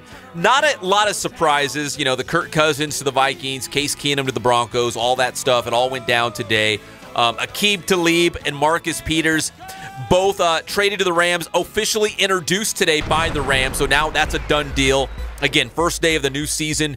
One of the big names out there, Jeff, that happened today, first day of the new season, the Arizona Cardinals releasing Tyrann Mathieu, the big-time, the Honey Badger, big-time defensive back for the Cardinals. He's going to land somewhere. He's still in his prime. Yeah, he's definitely in his prime, but he's kind of a ding-dong. Remember his college issues? A little rough around the edges, but he's been pretty, from what I know, pretty squeaky clean since he's been in the NFL. I haven't heard much about him since he's gotten the NFL. Well, they weren't willing to give him a raise at all, so that's no, they wanted him. No, in fact, not even a raise. They wanted him to take a pay cut. Yeah, so there's probably stuff going on behind the scenes. He said no, so I can't really blame him. Would you? Hey, if I said, "Hey, Jeff, you're gonna take a massive pay cut, but we want you to do more," you'd say no. Of course you'd say no. It's Tyrann Mathieu. He's big time. He's one of the star defensive backs in the NFL right now. Where's he going to go? Rams. The Rams already loaded up. They got more guys. Take the Chargers? Hey, Chargers. The Rams need a number one receiver. That's what they're set for life. Maybe Jordy Nelson. He's out there. The Green Bay Packers let him go. The Raiders' name has been tagged on to Jordy Nelson. The Patriots' name, everyone's going to want Jordy Nelson. What about Anquan Bolden? Is he still playing? Remember, he's older than dirt. But Buffalo, he was catching passes from like Joe Namath.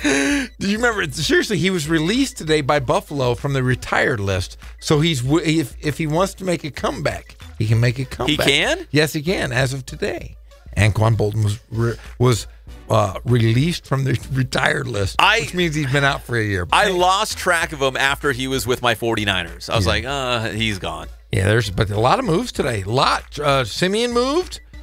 Yeah, Trevor Simeon, the quarterback for the Denver Broncos. I think he went to Minnesota, right? Yes, he went to the Vikings. So he's going to back up Kirk Cousins. Tom Savage to back up Drew Brees. He's a savage. He is a savage guy. Wait, he's going to New Orleans? Yeah, he's going to New Orleans. He's replacing Chase Daniel.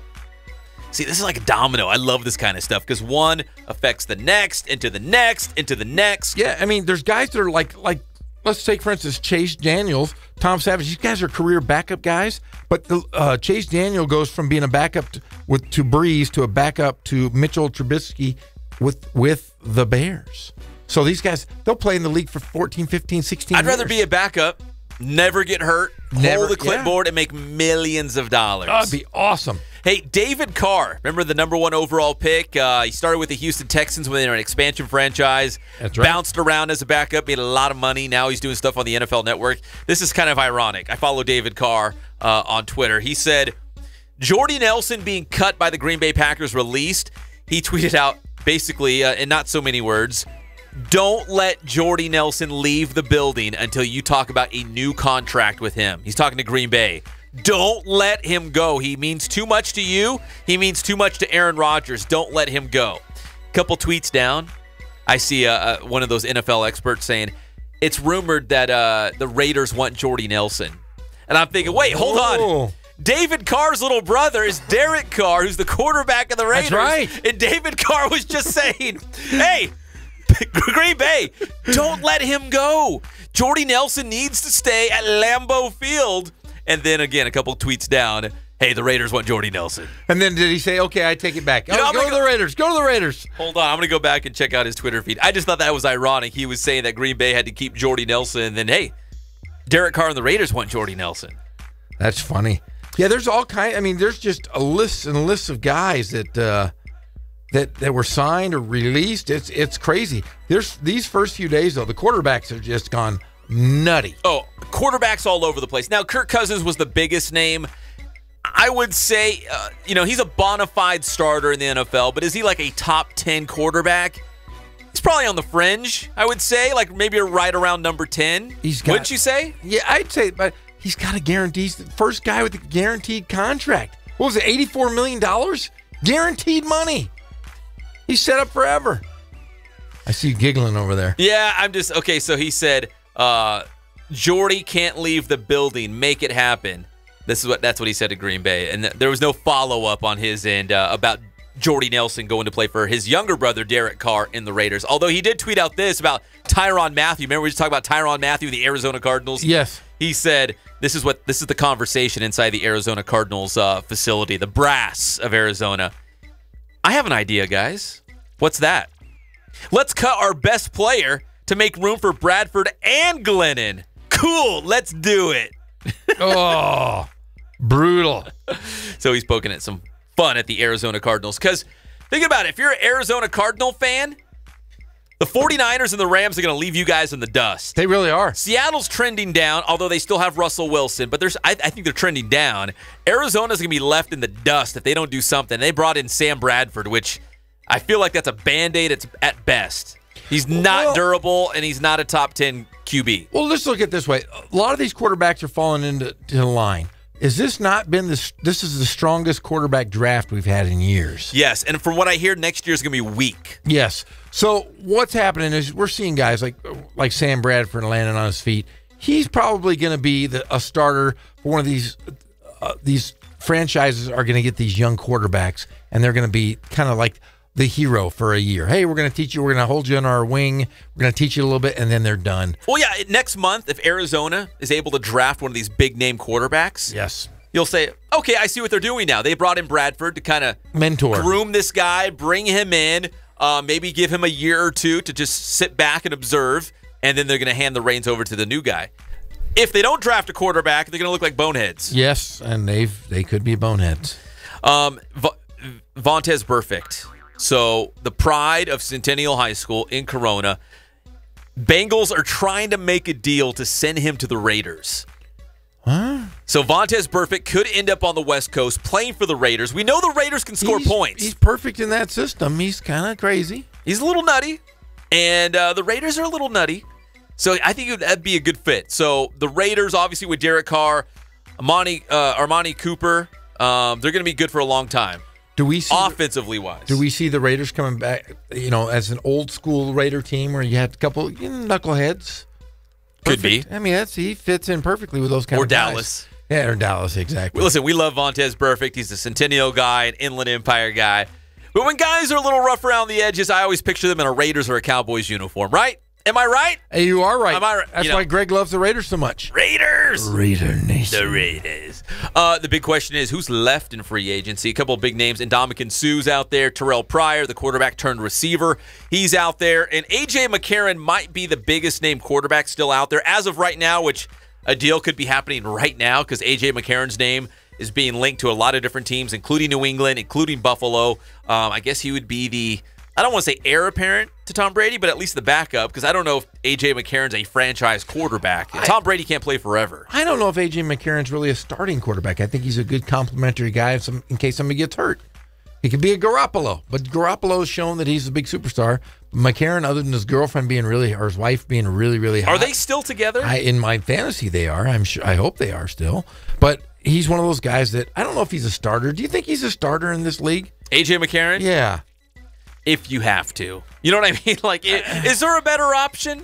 If there's a better option, I think I'd go with the better option. But if you have to, he's serviceable. He's definitely serviceable, but like I said, he's got a really hot wife or girlfriend or whatever she was. Hey, in a matter of minutes, John Ramey's going to call in. The voice of the Nevada Wolfpack. He is in Nashville.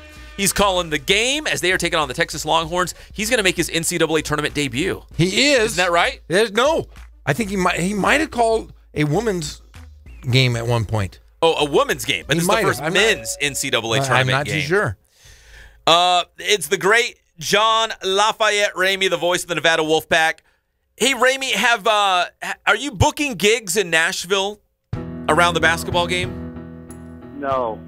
The simple answer. No. How are you doing, John Ramey? I'm great. I want to make sure all of your listeners know booking gigs and then playing them when you don't have like the Rolling Stones kind of apparatus around you is actually fairly thankless hard work. So I don't necessarily seek it out. As again, the great example was the Missoula performance of years gone by. Yes. Well, I didn't know. I'm happy to be in Nashville. I mean, this is awesome. I just didn't know if the Grand Ole Opry or one of those places heard that John Ramey was in town, and they said, "Hey, for one night only, we're gonna make room. We're gonna get you on the stage." You know, if they've reached out to my people have not contacted. Okay. Stand by, John. Hey, John Ramey, I'm your people, and I'm telling you, man, people have been calling me off the chain. They want to get you booking in some gigs. Well, all right, then we'll have to we'll have to put our heads together off air and make that happen. Well, John Ramey, how was the flight out there? I heard rumors that you guys had a charter flight going out from Nevada? Well, the NCAA charters everybody. Wow. Everybody who makes a tournament, and my understanding is, everybody gets a charter. So, that's, I guess, we could call that the trickle-down effect from the $2 billion TV rights package that this tournament generates. Now, was there pomp and circumstance when you guys arrived? Was there, like, bands playing, cheerleaders, everything for you guys? It's very interesting. We... at the University of Nevada, there have been no less than 4 sporting events that have been canceled or postponed due to bad weather, inclement weather. And a send-off at 7 this morning was also canceled because there were snow flurries, in fact, for a moment. And we had to get going early on our flight to make sure we beat the weather. So there was not a ton of pomp and circumstance, although there were some diehards that were there to meet the bus, and Coach Musselman made sure that the players got off and shook hands and took pictures with them before we left for the airport, which was pretty cool. Quick reminder, tomorrow and Friday, wall-to-wall NCAA tournament coverage here on Fox Sports IE, so the Inland Sports Show will not be back until Monday because all of basketball. Hey, John, Jeff and I and the whole Inland Sports team, we filled out brackets for fun, and I've got my brackets, and I've got Jeff's brackets in my hand. One of us picked Nevada to beat Texas. The other did not. What? Would you care to guess between Jeff and I, which one picked Nevada to win in the first round?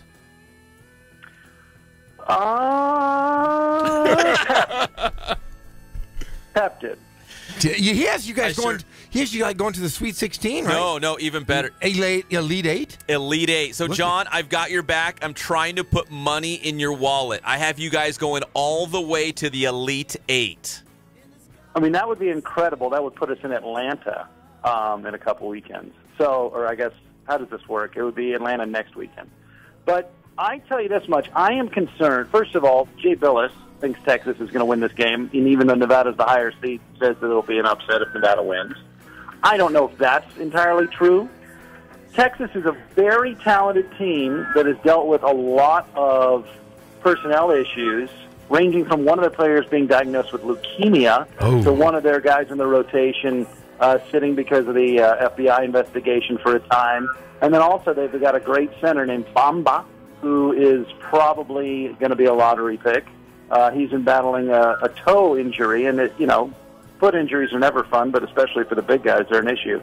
So they are a 19-14 team that has really kind of struggled to gel this year, but they have Shaka Smart as their head coach. I think it's a scary matchup for Nevada if they don't play well. If the Pac do what the Pac do, they should have more offense than Texas can handle.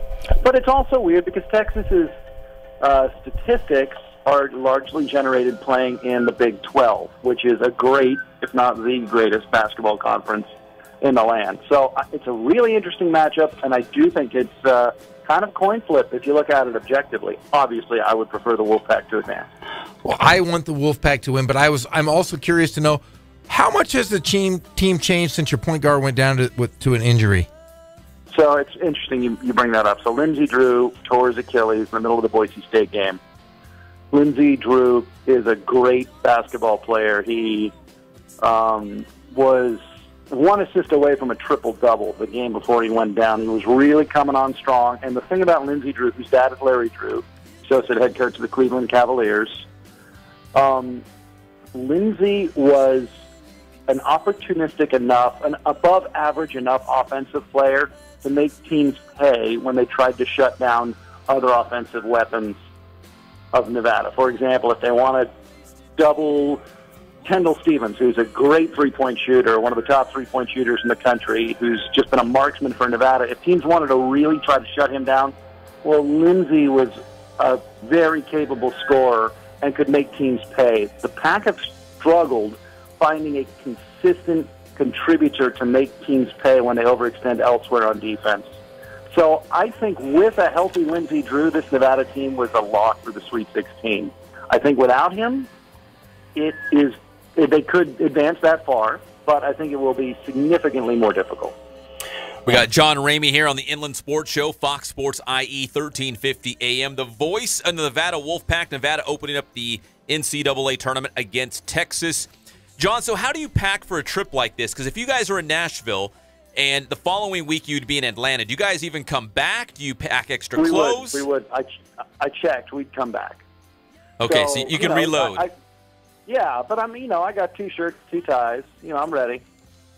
Because, again, I have you guys in the Elite Eight, so make sure you've got, like, extra underwear, lots of deodorant. Pep, so this is a line I got from my dad, but whenever teams go to the postseason, it's often the case that, you get your rate for the year, your salary for the year, but then, like, if the football team goes to a bowl game, you get an extra game check for a broadcaster. For a basketball team, if they advance significantly past kind of an expected set of games, you get extra checks. And so the joke my dad told me years ago was, well, Coach, I'm paid by the game. Let me know if I need to give the team a pregame talk or anything. Like I actually have skin in the game here in a legal sense. That's what I'm saying. I want them to keep winning for your sake. I'm trying to put money in your wallet. I appreciate that. Elite Eight. Jeff has you guys losing to Longhorns. In fact, I think everybody in our inland sports team picked Texas, but I've got his back. I've got Nevada. You do, and I you know what? If they lose, I'll take Ramey out to a nice, expensive dinner to cover that. But Ramey, real quick question: how about that other Mountain West team, San Diego State? I talked to you. I talked to you yesterday about. Dutcher says that they're playing really, really well right now. What are your thoughts? You saw them up close in a really beating a week and a half ago. I'm not looking at the bracket right now. I don't know who they'd get if they beat Houston, but I will be. They would probably get Michigan. Yeah, you know what? They could beat them too. Honestly, whoa. San Diego State can easily win 2 games in this tournament. They're deep and they're playing good defense. They're long and athletic. I'll tell you what, San Diego State could easily go to the Elite Eight. I mean, listen, I haven't seen every team in the field of 60, whatever. Is it down to 4 yet? Have the other 2 playing games happened? No, one's going on. There's 2, right now. Yeah, one right now, one later tonight. Field of 66. I haven't seen the field of 66, but San Diego State is they're a team that should win, or they definitely. I would not be surprised if they win 2 games in this tournament. Hey, San Diego State and Nevada could be in the Final Four. It could happen. I mean, that'd be a heck of a year for the Mountain West. Yeah, it would be. Hey, John, we appreciate it. Enjoy Nashville, and hopefully we can hear from you next week when you're in Atlanta. Oh, you guys know my number. You can hear from me anytime. The great John Ramey, the voice of the Nevada Wolfpack here on Fox Sports IE. Thank you, John. We always appreciate it. Love you guys. Be good. Hey, good luck tomorrow, buddy. All right, that's John Ramey, the voice of the Nevada Wolfpack. Extra boxers. An extra suit just in case. You got to keep winning. All I know is I really feel bad I didn't pick him to win. But, when you lose Drew, he was really one of the best players in the Mountain West. And you're going into tournament play, and you're going against Shaka Smart. Shaka Smart is it's hard to get. He's done so well in the tournament. Like, honestly, I probably should have picked Texas just for the simple fact that Nevada didn't finish the season very strong. No. And I always hazard with, okay, who finished the season strong and who was kind of good over the whole season. So there might be a team that's, I don't know, let's say 19-14, but they came on strong at the end of the year. Yes. And there's a team might be like 25-5, but they stumbled down the stretch like in Nevada. It's like, oh boy, what do you do here? I probably should have went with Texas. Well, but just think of it this way. Nevada was getting beat by 30, and they were ranked in the top 20. They were getting beat by San Diego State by 30. I know. And that's why I'm second-guessing myself. But, again, for Ramey. I always want my boy For Ramey. Yes. Money for Ramey. More games? Hey, you call more games, you win more money. Yeah, exactly. But see, he's Mr. Radio Gig. He does football. He does basketball. He does baseball. Well, we were talking about UC Riverside is playing at Nevada in baseball this weekend. So he's missing the Highlanders up there because he's calling the NCAA tournament games. Yeah, and the guy has jobs lined up, which I'm sure he'll announce here shortly. He's got a pretty good gig coming up as well. He does? He does. Can he break the news on the show? Not right now, but when he's ready. When he's ready, he can definitely break the news here on the Inland Sports Show. All right, we come back. I'm going to introduce you to my new favorite TV sports reporter, Jeff. His name is Jim Buchanan. Have you heard of Jim Buchanan? I have not heard of Jim Buchanan. You and everyone in the Inland Empire will meet Jim Buchanan when we come back. It's the one and only Inland Sports Show on Fox Sports IE 1350 AM. So how you guys doing? My name is Coach Ray Bass. We're here at the Boost Performance Center today, and here with the one and only Pep Fernandez, and we're going to go over a real basic vertical jump, all right? We're going to teach you guys the technique and its progression. This is a great drill for really any sports, really emphasizes pure power production through the hips, and power is really important for basically any type of athlete, whether you're a football player, track, soccer, basketball. You know, we all want to be powerful, strong athletes, so we're going to go over that today. All right, so first things first, I'm going to have Jacob go ahead and stand with his feet underneath his hips. So you want to have your toes pointed forward. You want your feet to be about hip width, all right? He's going to have his shoulders flexed, all right, in front of his body. So his arms up in front. Okay, now, the most important part here is what's called a counter movement. And what that is I'm going to throw my shoulders back into extension, all right? I'm going to flex my hips, all right? So the shoulders are going to be flexed, and the hips are going to, the shoulders are going to be extended, and the hips are going to be flexed, all right? And then we follow that up with shoulder flexion and hip extension. It's got to be really fast, all right? So right now, I'm just going to show you the first phase of that. So Jacob, I want you to drop your hips into flexion. I want you to throw your arms back into extension when I say go. Ready? Go. Right there. So come up. That's the most important movement there. So after that, it's the landing, all right? So we want to get as high as we can. As I go up, I want to extend through my hips, through my knees, I want my toes pointed up. And when we land, I'm going to land back into that hip flexion, arms extended, and I want to stick the landing, all right? So we're going to go over it now. So now we're going to actually jump here, Jacob. I want to see that counter movement. Go ahead and walk a little bit closer to the hurdle here. We're going to extend on the way up. As we elevate, extend through the hips and the knees, stick the landing, throw the arms into extension. Here we go. Ready? On you.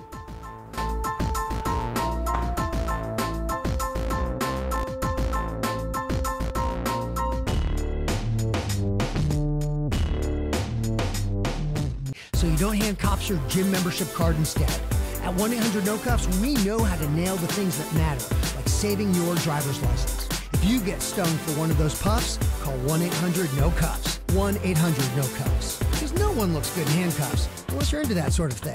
1-800-NO-CUFFS. 1-800-NO-CUFFS. We've launched a new iHeartRadio original station called Inspired Women, featuring popular artists talking about the women in music who have inspired their careers. Artists like Beyonce, Carrie Underwood, Lady Gaga, Demi Lovato, Annie Lennox, Florence Welch, Taylor Swift, and many more. Hear directly from the artist about the women that inspired them, plus hit music from both the artists sharing their inspiration and from the artists who inspired their careers.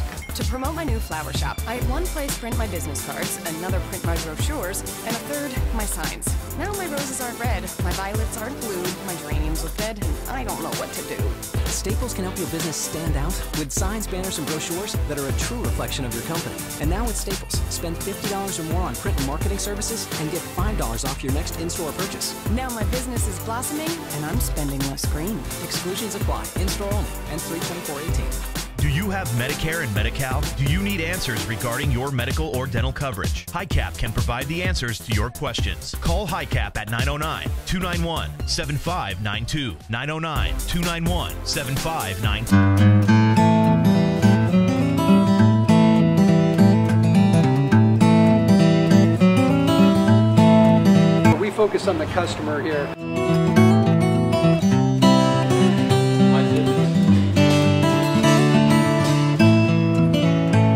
Believe it or not, that is the biggest thing for customers on an oil change. They just want the convenience of coming in, driving in, getting it done, and driving out.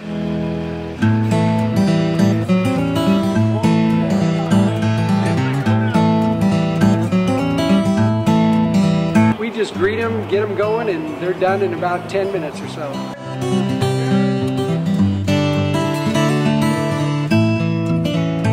We don't push any sales on them. We do the oil change, and I think that's what sets us apart is our customer service. Vacuumed and cleaned your windshield for you as well. Everything's looking pretty good.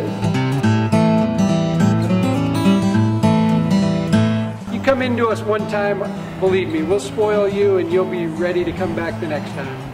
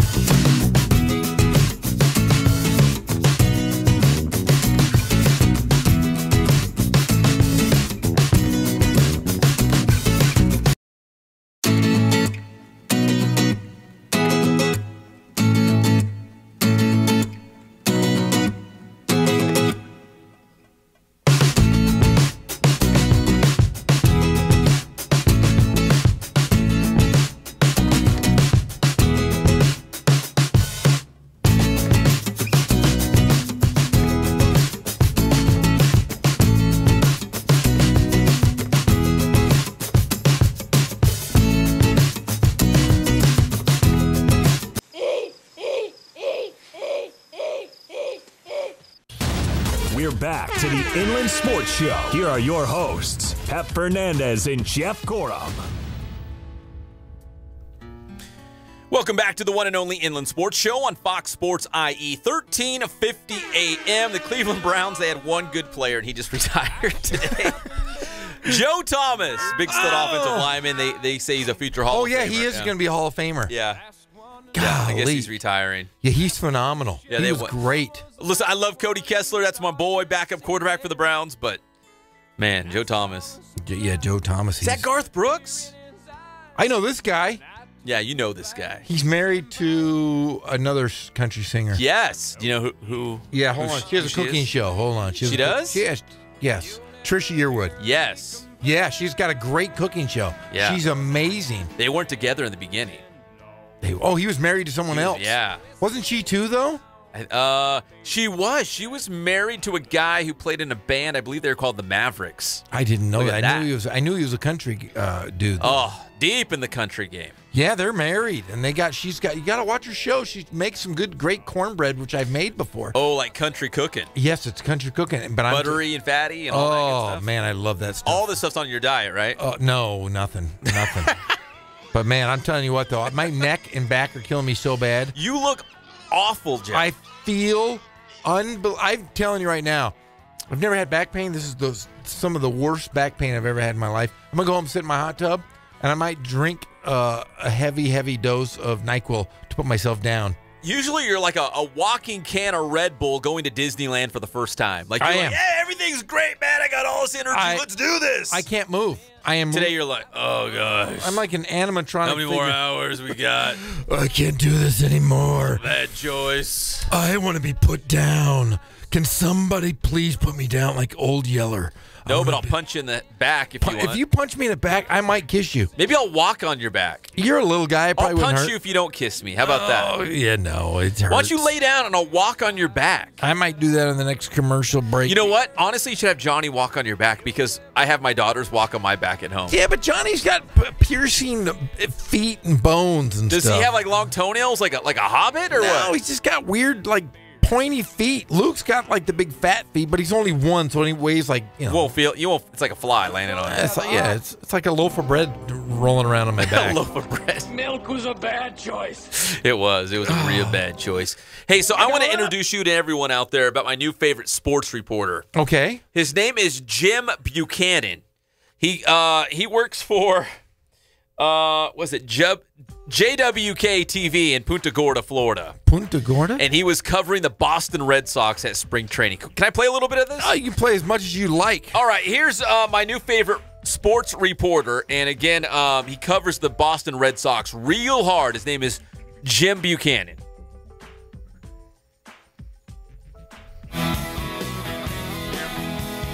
Hi, this is Jim Buchanan here hold on. I think we got other stuff playing. At Blue Park called Fenway South, and we're going to see what it's like to live in the life of Red Sox spring training camp. Reporting from JWK Punta Gorda. Joe Kelly. You know, I'm getting heckled because I have my ID. This is Jim Buchanan, JWK Punta Gorda, sir. Yeah, I'll give you my ID, sir. Hold on. So, once again, Fenway South, I have my credentials here. I don't know. I've been here many times. I'm getting flustered, and you know, I don't know why they're getting upset with me. My credentials, sir. Security guy ID, does not believe him. I just have my thing. Jim Buchanan. Yeah. He's like, Jim Buchanan, never heard of him. Thank you. So security guard is giving me problems when I have So this, watch, Jim Buchanan is going to go all over the field. As a reporter, he's got a press pass, so he feels like he can go actually right up to the batting cage, and then he goes on the field during practice. During practice. You see this, Jeff? Is he make these catchers better? Look where he's at. Is somebody giving him Did somebody put makeup on him and stuff? He looks really white. Like he looks white. He's like albino. He looks like powder. Once again, to JWK Punta Gorda, I want to say thank you. Ball, please. Please, sir. See, the Red Sox coaches are saying, you got to get out of here. What are you doing? They said I could go anywhere. He's on the They field. said I could go anywhere with this pass. I can go anywhere with this right pass. Here. Sir. Please. Yes, sir. Yes. No, ball, please. I just want a ball. They're calling security on him. He's running. Help me, help. Jim Buchanan once again from JWK Punta Gorda getting the copy. That was Jim Buchanan from JWK Punta Gorda, Florida, covering the Boston Red Sox, also known as Joe Kelly, starting pitcher for the Boston Red Sox, the pride of Corona High School, the pride of UC Riverside. Jeff, he went out there as this annoying, kind of a weird, nerdy TV reporter, and nobody on the Boston Red Sox knew. He was on the field.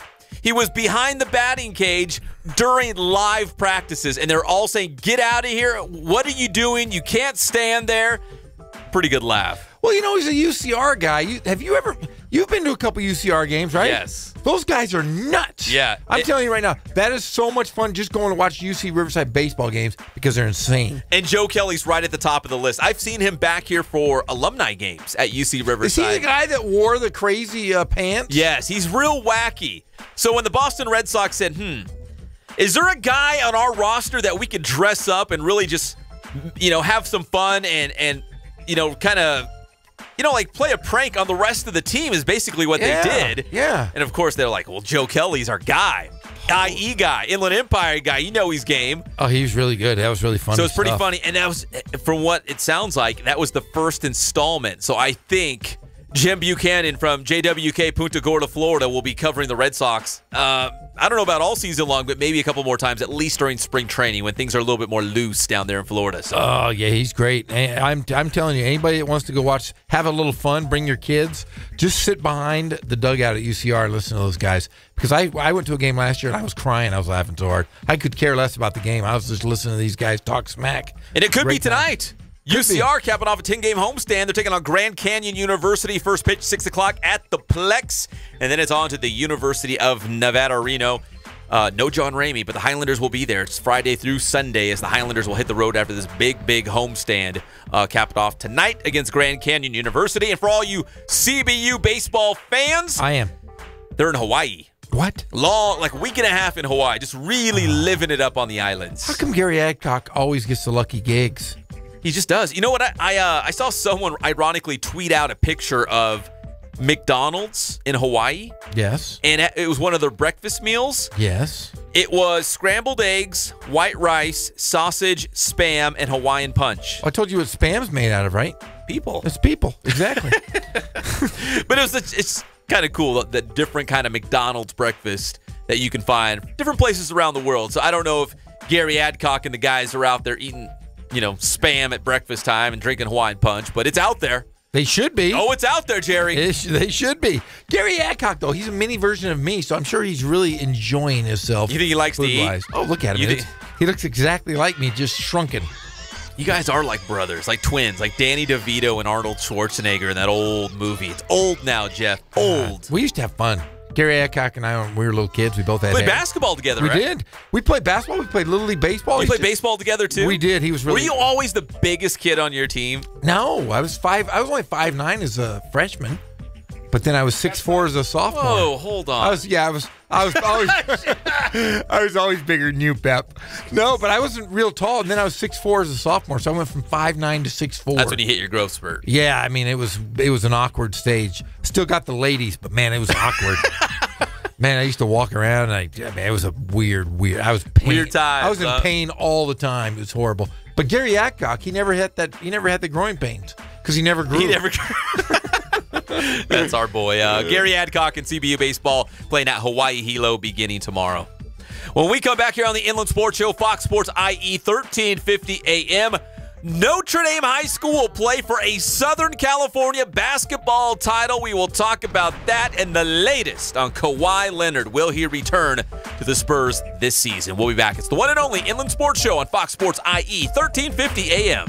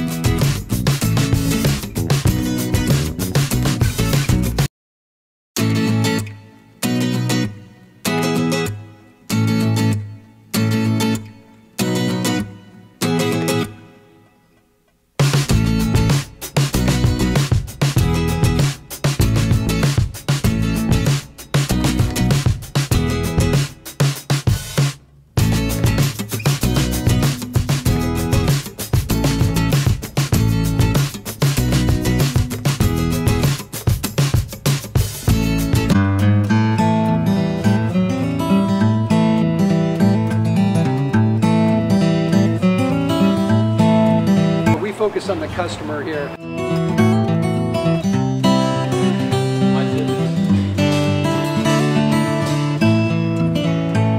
Believe it or not, that is the biggest thing for customers on an oil change. They just want the convenience of coming in, driving in, getting it done, and driving out.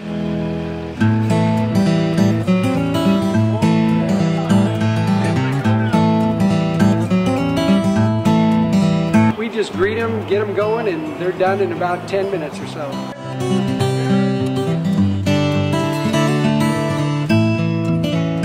We don't push any sales on them. We do the oil change, and I think that's what sets us apart is our customer service.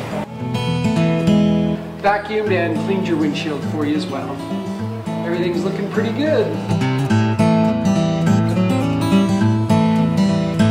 Come into us one time, believe me, we'll spoil you and you'll be ready to come back the next time.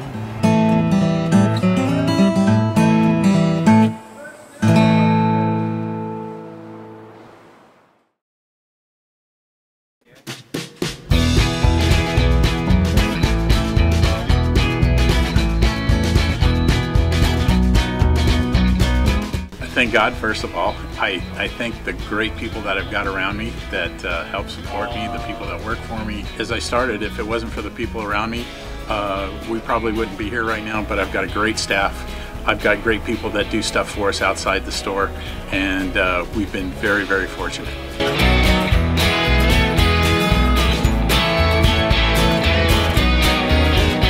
Our service is impeccable, and we just keep trying to get better every year. We can do online stuff for your teams, as well as, like I said, the screen printing, the embroidery. We also have 3 women that do extra sewing for us, like tackle tool on uniforms, or the bling or rhinestones for different shirts for the ladies. That's why we have certain racks just for certain schools, and the fun about that is that it turns into other schools that may come in here that aren't as close, that we can do stuff for them as well. We've had very, very good customers throughout the years, and it's just been a blast.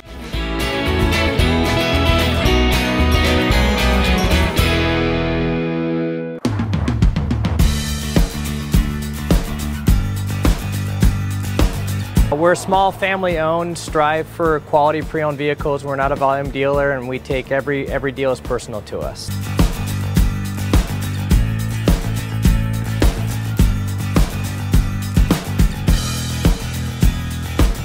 We're a low-stress environment. We're not a pressure sales house. If you want to shop us, you're more than welcome to shop us. We have, like I said, great rates, competitive financing, a lot of one-owner, clean Carfax, clean title vehicles. As you see, we have Carfax everywhere. That's most important to us, to educate our customers before they make a purchase.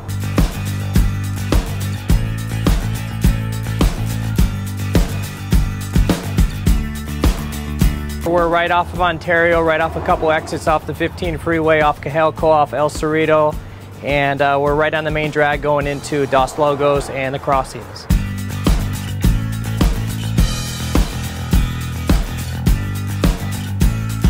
We have great financing, we have great lenders that we're using. We do buy, sell, trade, cash for your car. Whatever we need to do to help accommodate the customer, that's what we're here for.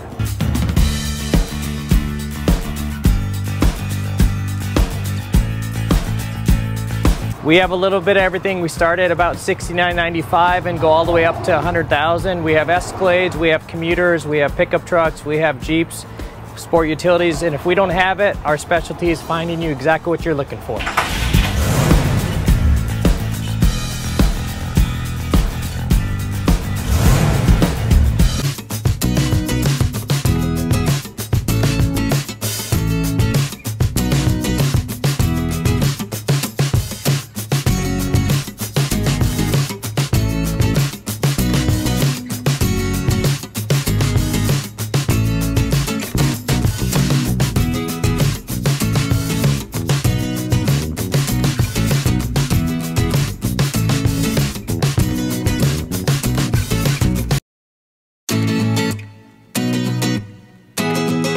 Here are your hosts, Pep Fernandez and Jeff Gorham.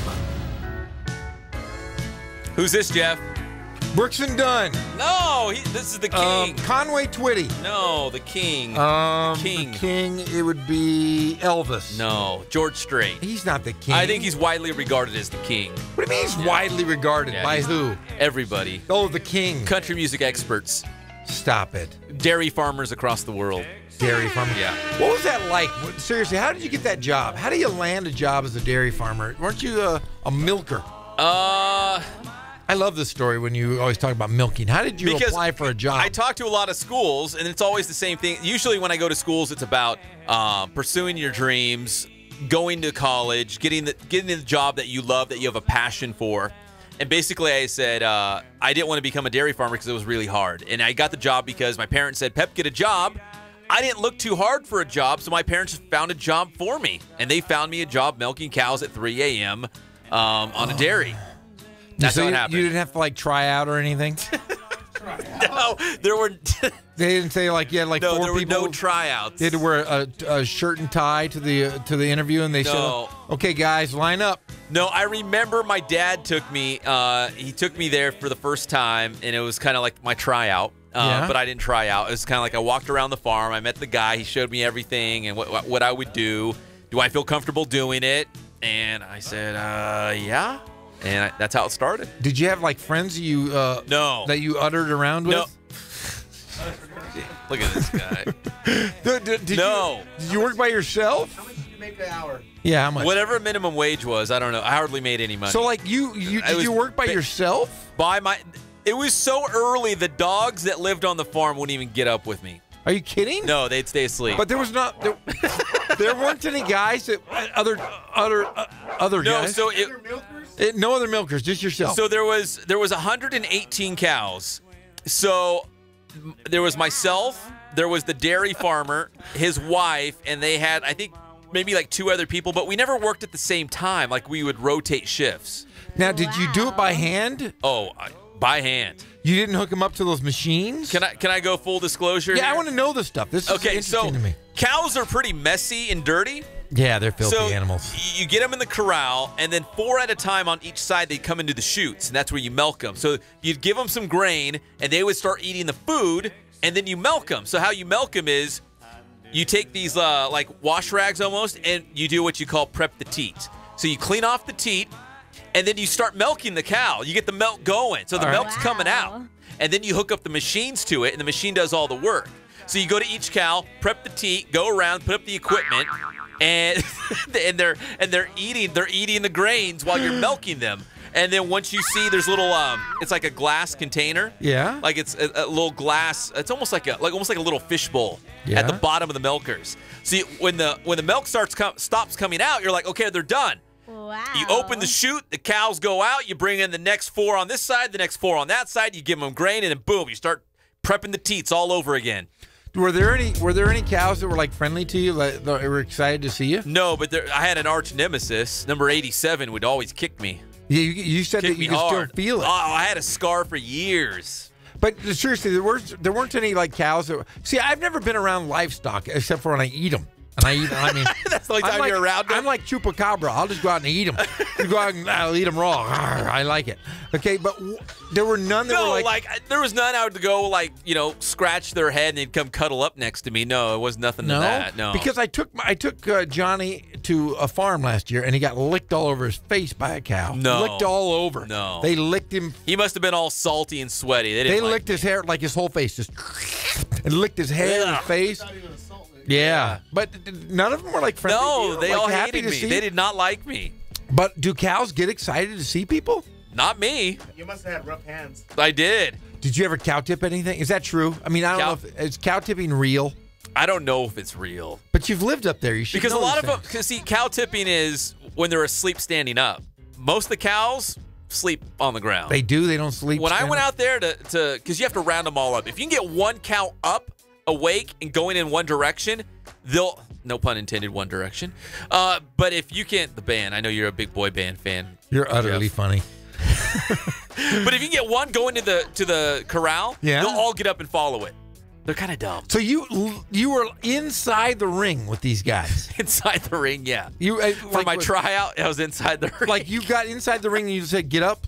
They were out in a big field. I'd go out there with a huge spotlight. They were free ranged. Free range. So I'd go out there in a huge field with a big flashlight, big what do you call them? Like a spotlight. Yeah. And I'd look for their eyes. And I'd be like, oh, okay, get up. I'd get that one up, and they'd get up and start. It's a routine. So they'd get up and start going to the corral. And, the ones around that one would see that cow get up, so they'd get up, and the cows around that one, those would see it, and they'd get up, and before you know it, they were all up going to the corral. Did you ever see a stampede? No, they didn't move very fast. Did you see any wolves ever? No.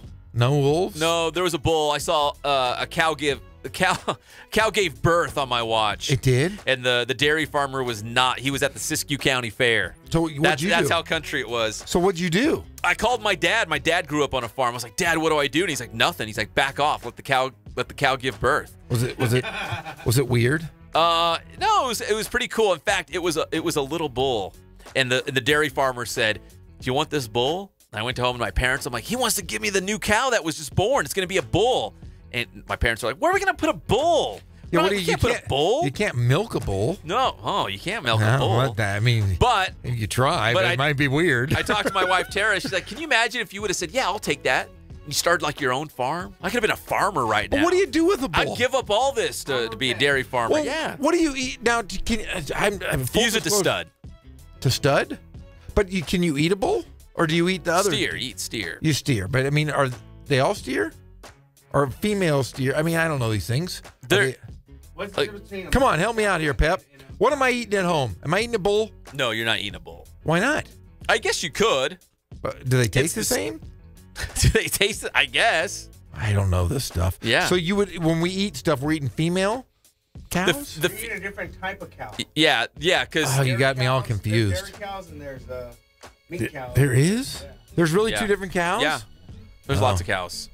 I didn't know that. There's lots of cows. And all the pigs are the same. You know, like the black and white ones you see on like commercials and stuff like that. Yeah, in my dreams, that's what I see. We did not have that kind. They were like normal looking cows, brown, tan. Oh, they're cuter. Like, yeah, they're big, pretty eyes. Yeah, I like them. Yeah, but they're real messy. Oh, real So messy. you had poo all over you all the time. All the time. Did you smell like that all the time? I did, and I got to the point where I wouldn't even wear gloves. I'm like, forget it. It's all over me. It doesn't matter any now, because in the corral area there'd be like a huge, almost like a fire hose, like a huge hose, high powered. Like if you didn't grab that thing, it was gonna go all over the place. And that's how you clean out all the stalls and the little corral area where they all wait to go in to be fed. Oh, you had to do that too? You had to clean stalls? But they had big drains, and they get clogged up with poo.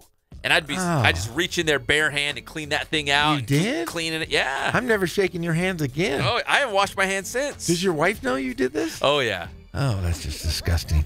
Oh, yeah. But you were a worker. Oh, yeah. I worked at a pizza place. I was serving beer at like 15. Jeff said, do you have tryouts to milk the cows? Well, I mean, yeah, if you're going to get a job, you used to have to try out, I would imagine. No, there wasn't a long list of people who wanted to milk cows at 3 a.m. Pizza you made?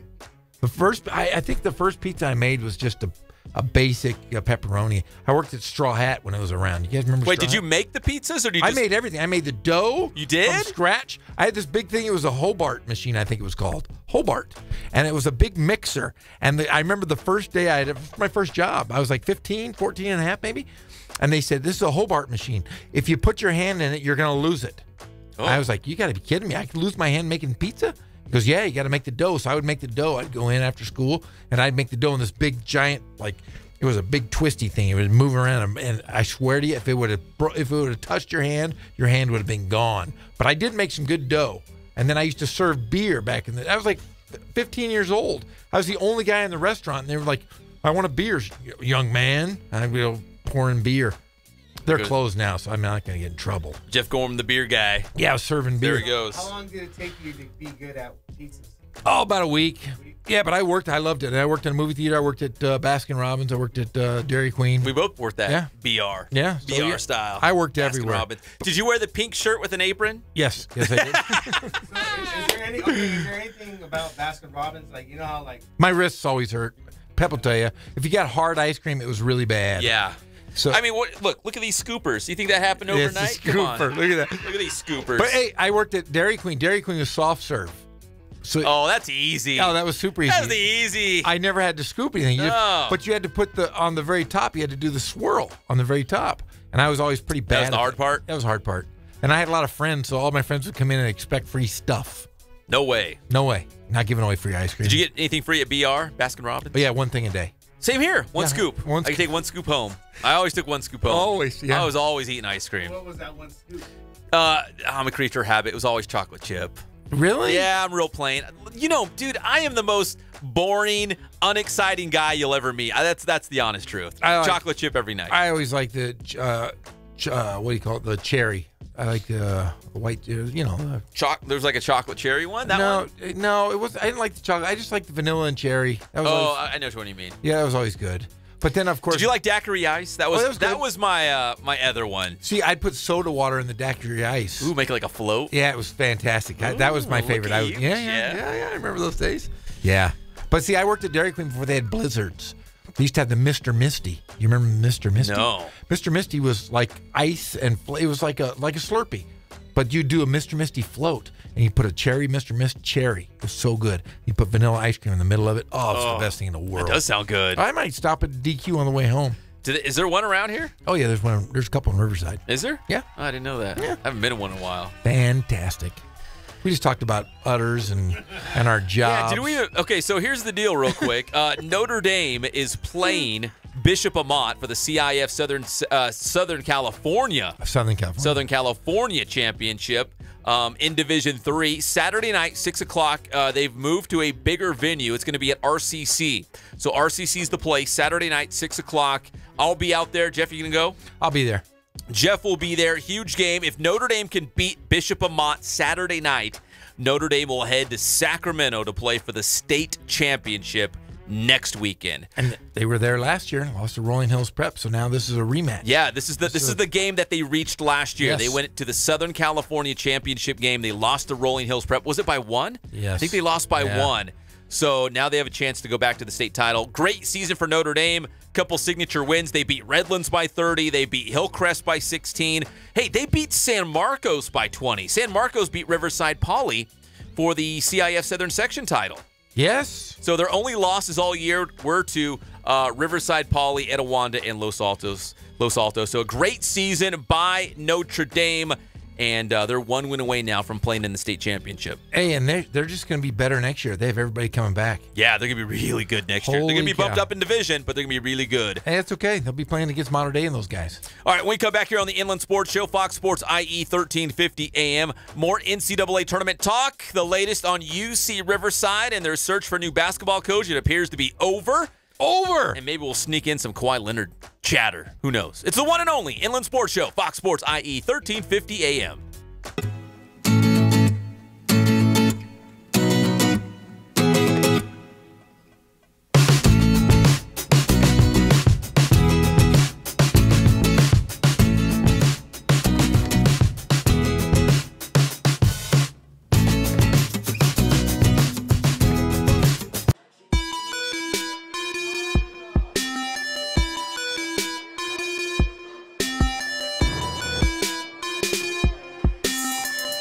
I played once upon a time at Centennial High School. I was actually on the first ever CIF championship team back in 2000, and then my senior year we won it again.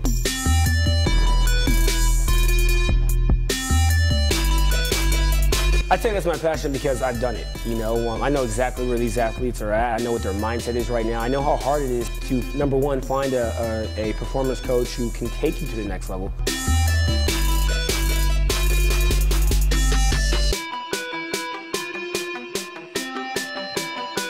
What sets us apart has to be, you know, how we work with our athletes and what we know.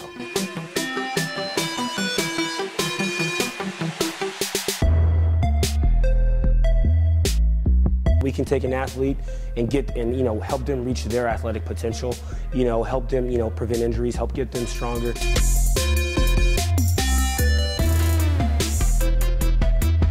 I know every single athlete who steps into this gym. I know exactly where they're at, and I'm going to progress them every week. If you're not getting results, then, you know, really what's it about? We're going to deliver something that's measurable, you know, in terms of speed, power, you know, strength, agility.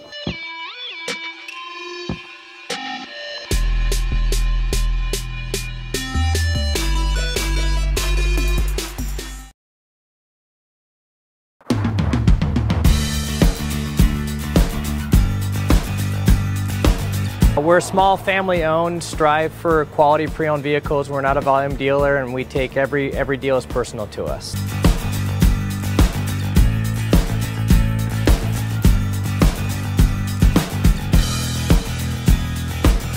We're a low-stress environment. We're not a pressure sales house. If you want to shop us, you're more than welcome to shop us. We have, like I said, great rates, competitive financing, a lot of one-owner, clean Carfax, clean title vehicles. As you see, we have Carfax everywhere. That's most important to us, to educate our customers before they make a purchase.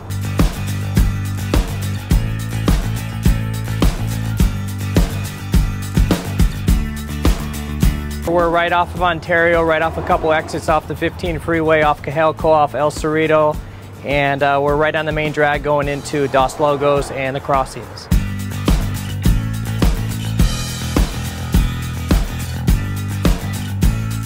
We have great financing, we have great lenders that we're using. We do buy, sell, trade, cash for your car. Whatever we need to do to help accommodate the customer, that's what we're here for.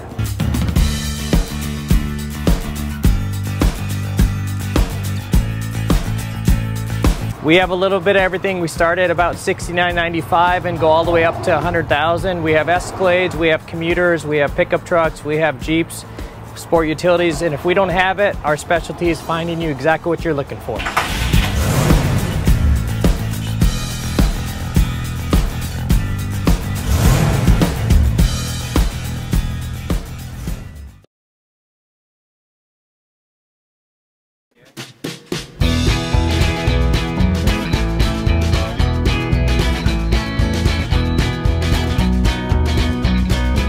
Thank God, first of all. I thank the great people that I've got around me that help support me, the people that work for me. As I started, if it wasn't for the people around me, we probably wouldn't be here right now, but I've got a great staff.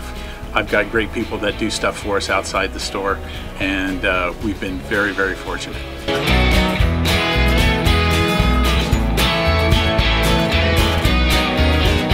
Our service is impeccable, and we just keep trying to get better every year. We can do online stuff for your teams, as well as, like I said, the screen printing, the embroidery. We also have 3 women that do extra sewing for us, like tackle tool on uniforms, or the bling or rhinestones for different shirts for the ladies. That's why we have certain racks just for certain schools, and the fun about that is that it turns into other schools that may come in here that aren't as close, that we can do stuff for them as well. We've had very, very good customers throughout the years, and it's just been a blast.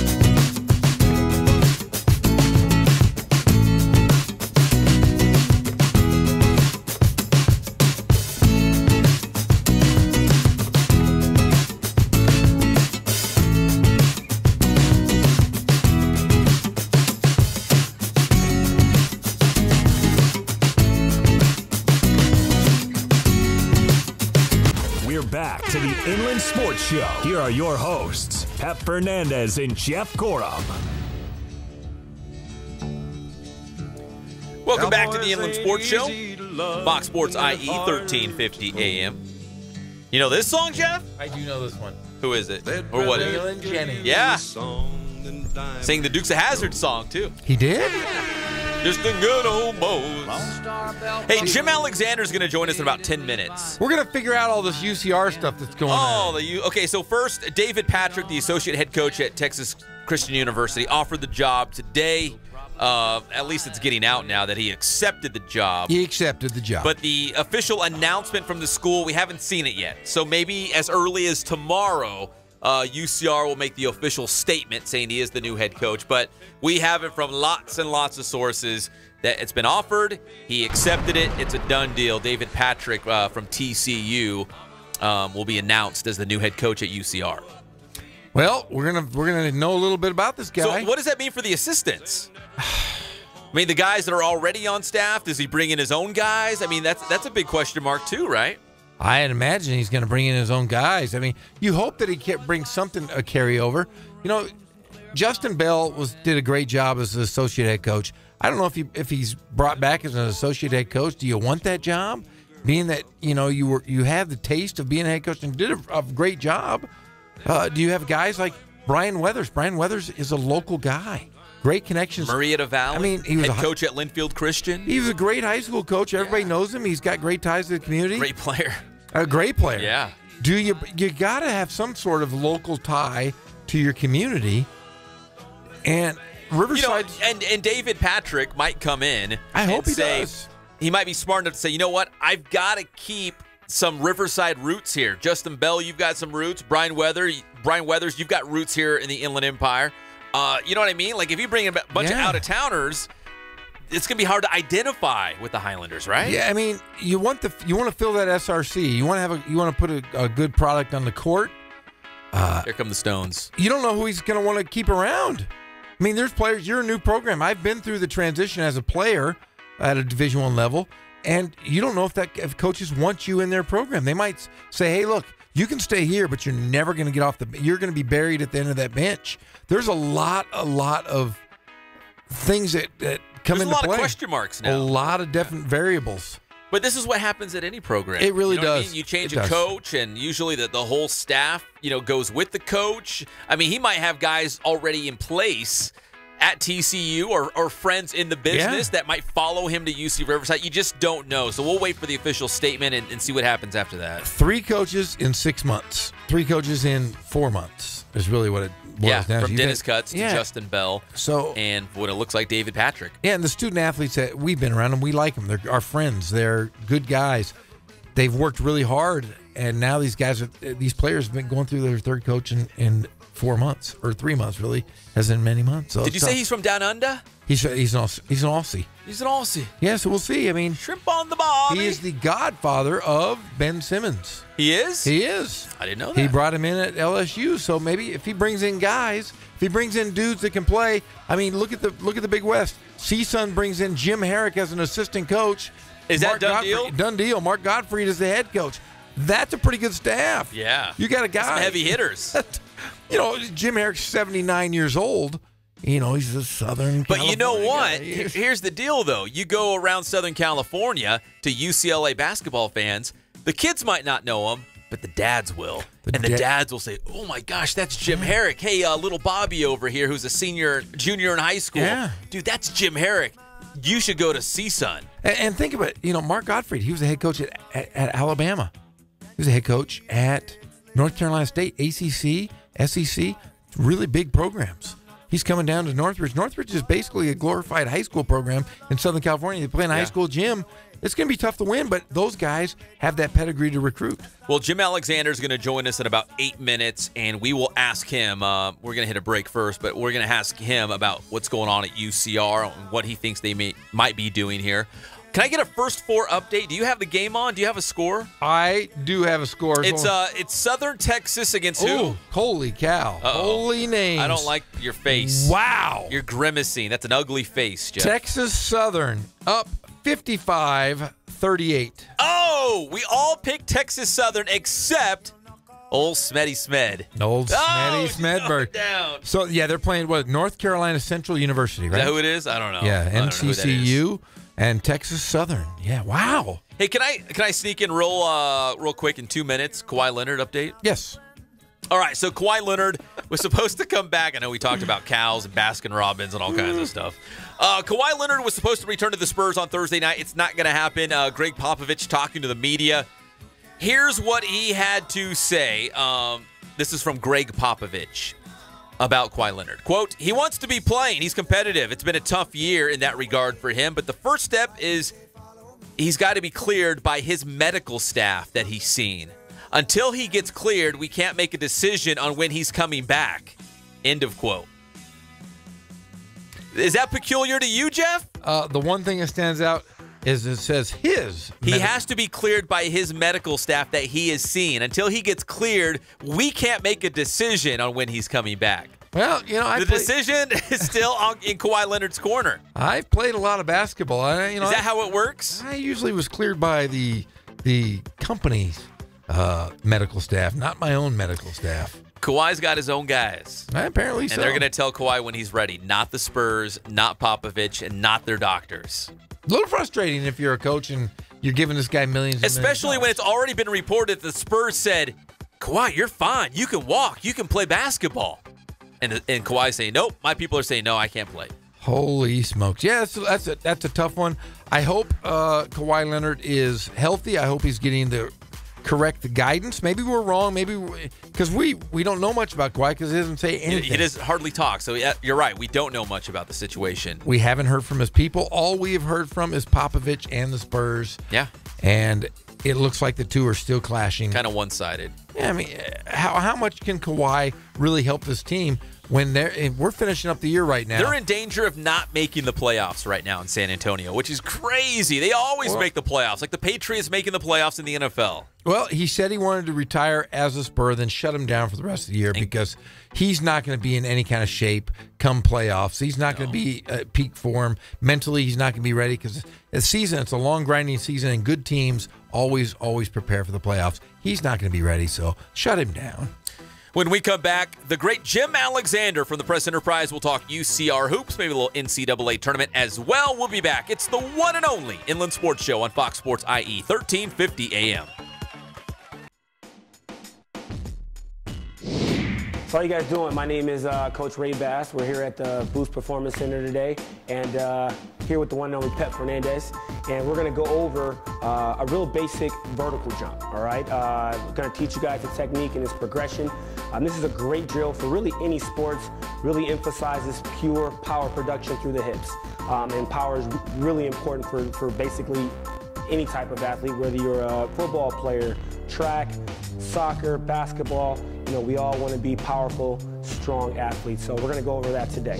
All right, so first things first, I'm going to have Jacob go ahead and stand with his feet underneath his hips. So you want to have your toes pointed forward. You want your feet to be about hip width, all right?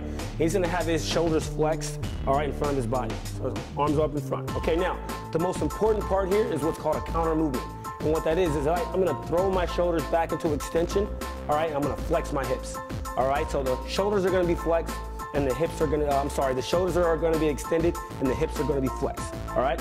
And then we follow that up with shoulder flexion and hip extension. It's got to be really fast, all right? So right now, I'm just going to show you the first phase of that. So Jacob, I want you to drop your hips into flexion. I want you to throw your arms back into extension when I say go. Ready? Go. Right there. So come up. That's the most important movement there. So after that, it's the landing, all right? So we want to get as high as we can.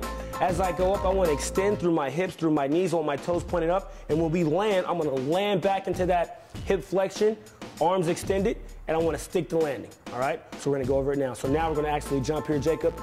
I want to see that counter movement. Go ahead and walk a little bit closer to the hurdle here. We're going to extend on the way up. As we elevate, extend through the hips and the knees, stick the landing, throw the arms into extension. Here we go. Ready? On you.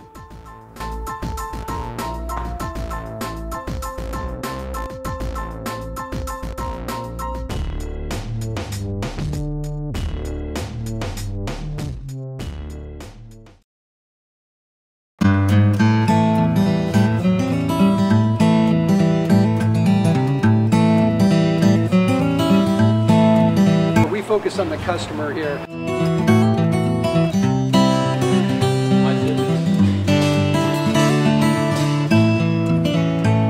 Believe it or not, that is the biggest thing for customers on an oil change. They just want the convenience of coming in, driving in, getting it done, and driving out.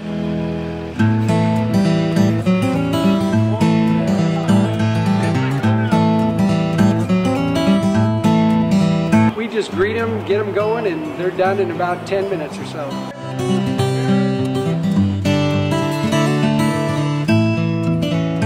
We don't push any sales on them. We do the oil change, and I think that's what sets us apart is our customer service. Vacuumed and cleaned your windshield for you as well. Everything's looking pretty good. Come into us one time, believe me, we'll spoil you and you'll be ready to come back the next time.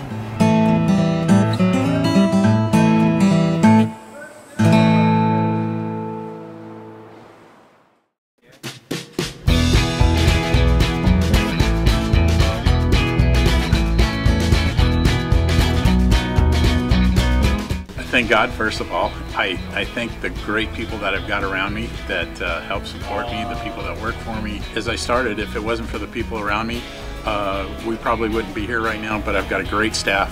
I've got great people that do stuff for us outside the store, and we've been very, very fortunate.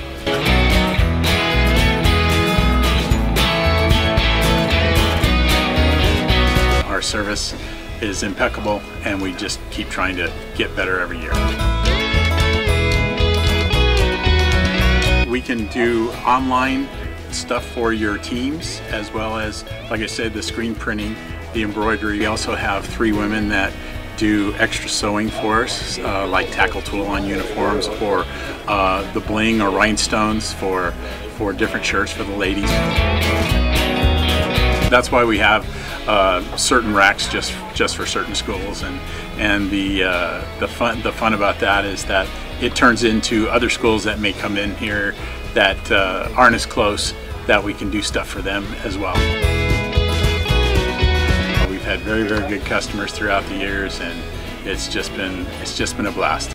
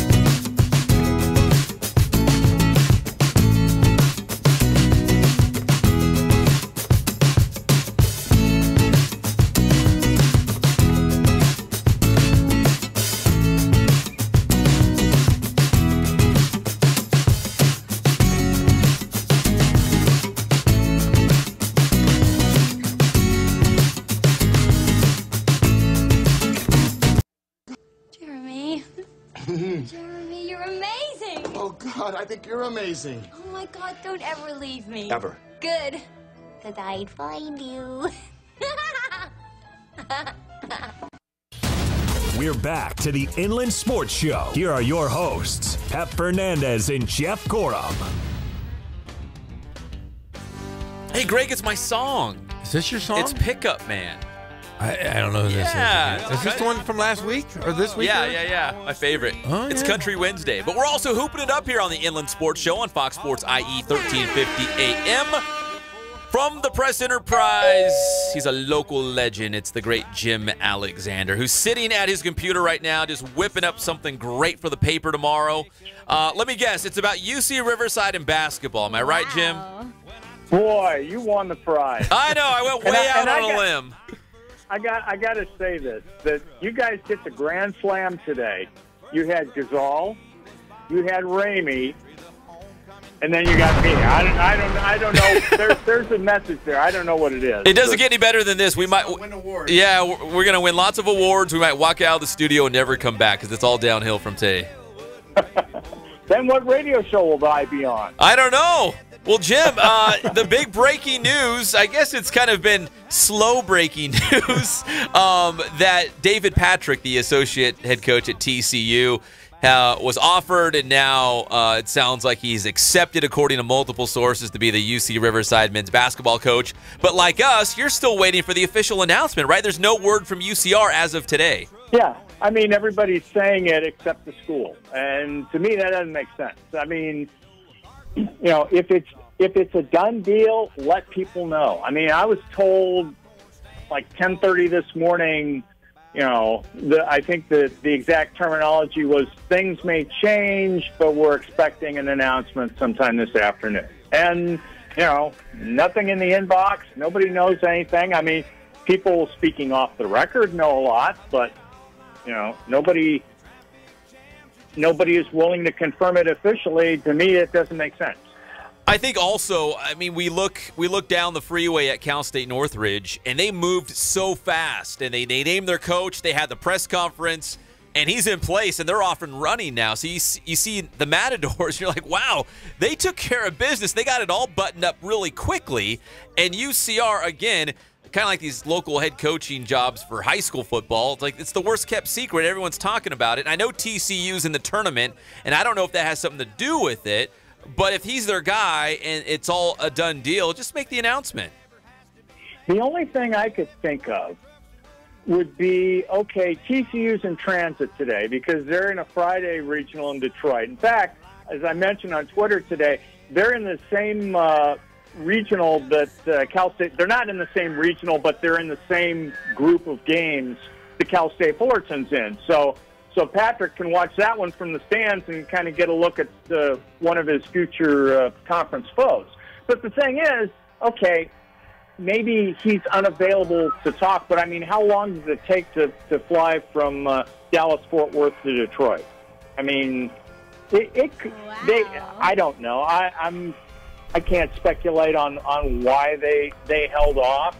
You know, if it's you're waiting to notify the players, well, bring in the players Wednesday, bring in the players Tuesday, let them know what's going on. I mean, this has been this has been the worst kept secret for about a week. So, what's the hang up? Well, I was going to tell you, there's lots of reports out, especially from the Horned Frog Nation, which is a website, sbnation.com, frogsword.com, and it says TCU basketball associate head coach David Patrick leaving for UC Riverside. So it is confirmed. It's out there. It's out there. It's just funny that we haven't heard anything in our own hometown, which, we're big. We're the voices of UC Riverside. You're the scribe of UC Riverside. It just would be nice to know what's going on, so that at least know first. Yeah. Yeah, but and it says something about the athletic department. It says something about the athletic director. It says something about the way things are done. And I will comment more about it online and in the paper, so I'm not going to scoop myself too much. But they could have handled this a whole lot better than they have. We've got Jim Alexander from the Press Enterprise here on the Inland Sports Show on Fox Sports IE 1350 AM. So, Jim, beyond just the reporting of the facts, I mean, what do you think of the hiring of David Patrick? Obviously, we don't know much about him other than we just read his bio, and that's, we don't know what kind of guy he is or, the coach. We just know the stops he made and where he's from and what he did and those kind of things. But, obviously UCR going in a direction where they wanted to get a guy who's been around several big-time Division I programs, as opposed to maybe getting a guy that has more local roots here in the Inland Empire and Riverside. I mean, any thoughts just about that fact? Well, the one thing, and this goes back a couple years ago, and I talked to Dennis Cutts about this when he was still a coach, and they were bringing in like an Alex Larson and a Robert Buzeman and then a Menno Dijkstra. They're bringing in guys from Sweden and the Netherlands and what have you. They're going more international in their recruiting. And this is just the logical extension of that, because Patrick has tons of contacts in Australia. I mean, he brought in Ben Simmons. There was kind of a angle there because he's the kid's godfather. But he brought in a couple of kids to TCU from Australia. One of them's playing quite a bit. One of them's redshirting. I read, and I mentioned it in the column, a young man that's playing for Baylor. Originally, Patrick got him placed at a JC in Kansas. And it turns out it's the same JC in Kansas that Chris Patton went to before he transferred to UCR. So you're going to get a lot more of those international recruits. And if you're on the mid-major level and you're recruiting out of Riverside, where it's hard to recruit here. I mean, part one is to keep the good local kids at home, but part two, you got to bring kids from outside, and it's hard to get them to come to Riverside.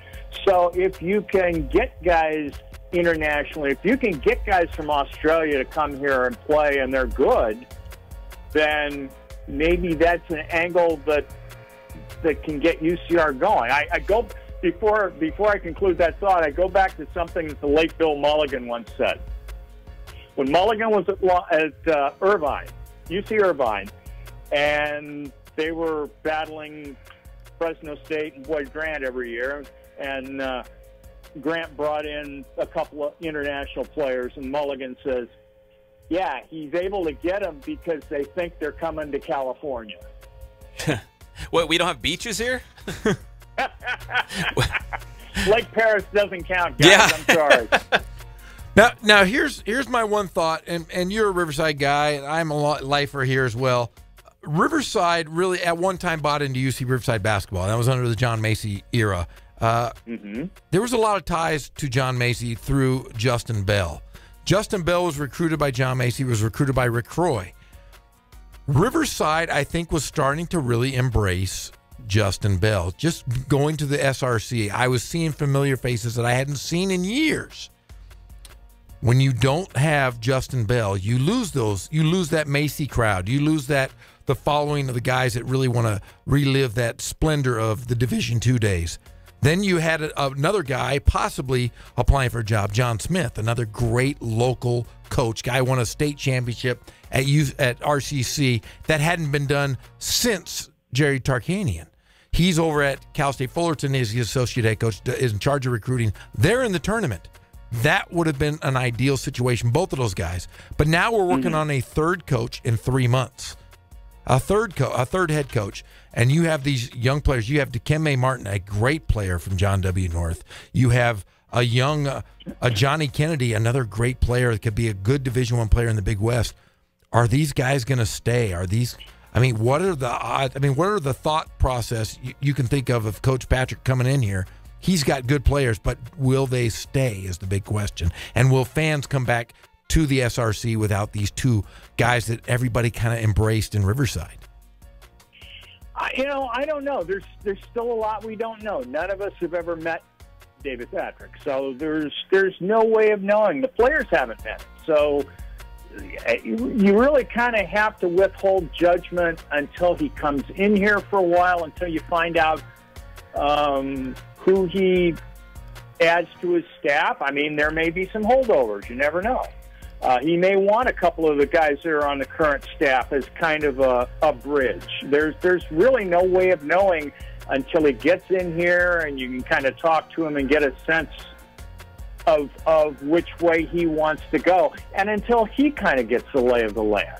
But I will say this, if UCR wins, if he gets the program going and UCR wins, people will come back to the rec center.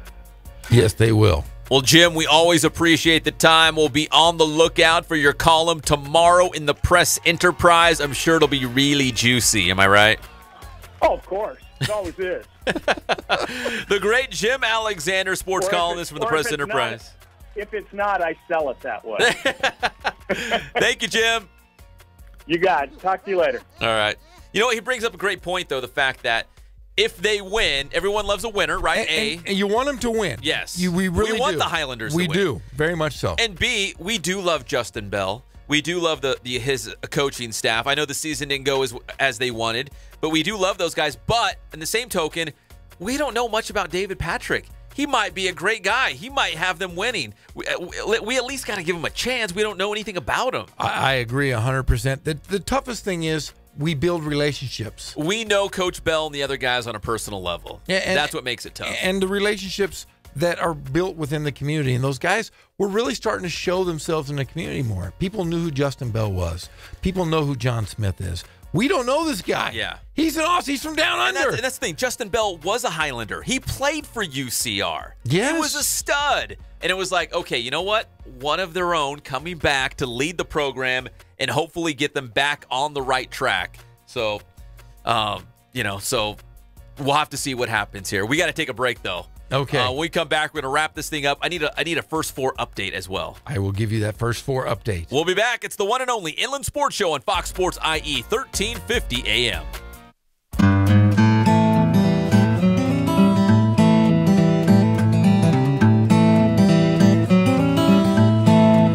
We focus on the customer here.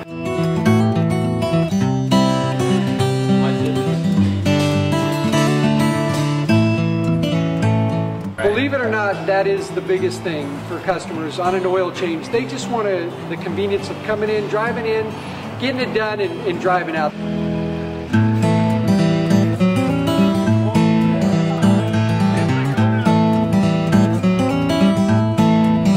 We just greet them, get them going, and they're done in about 10 minutes or so.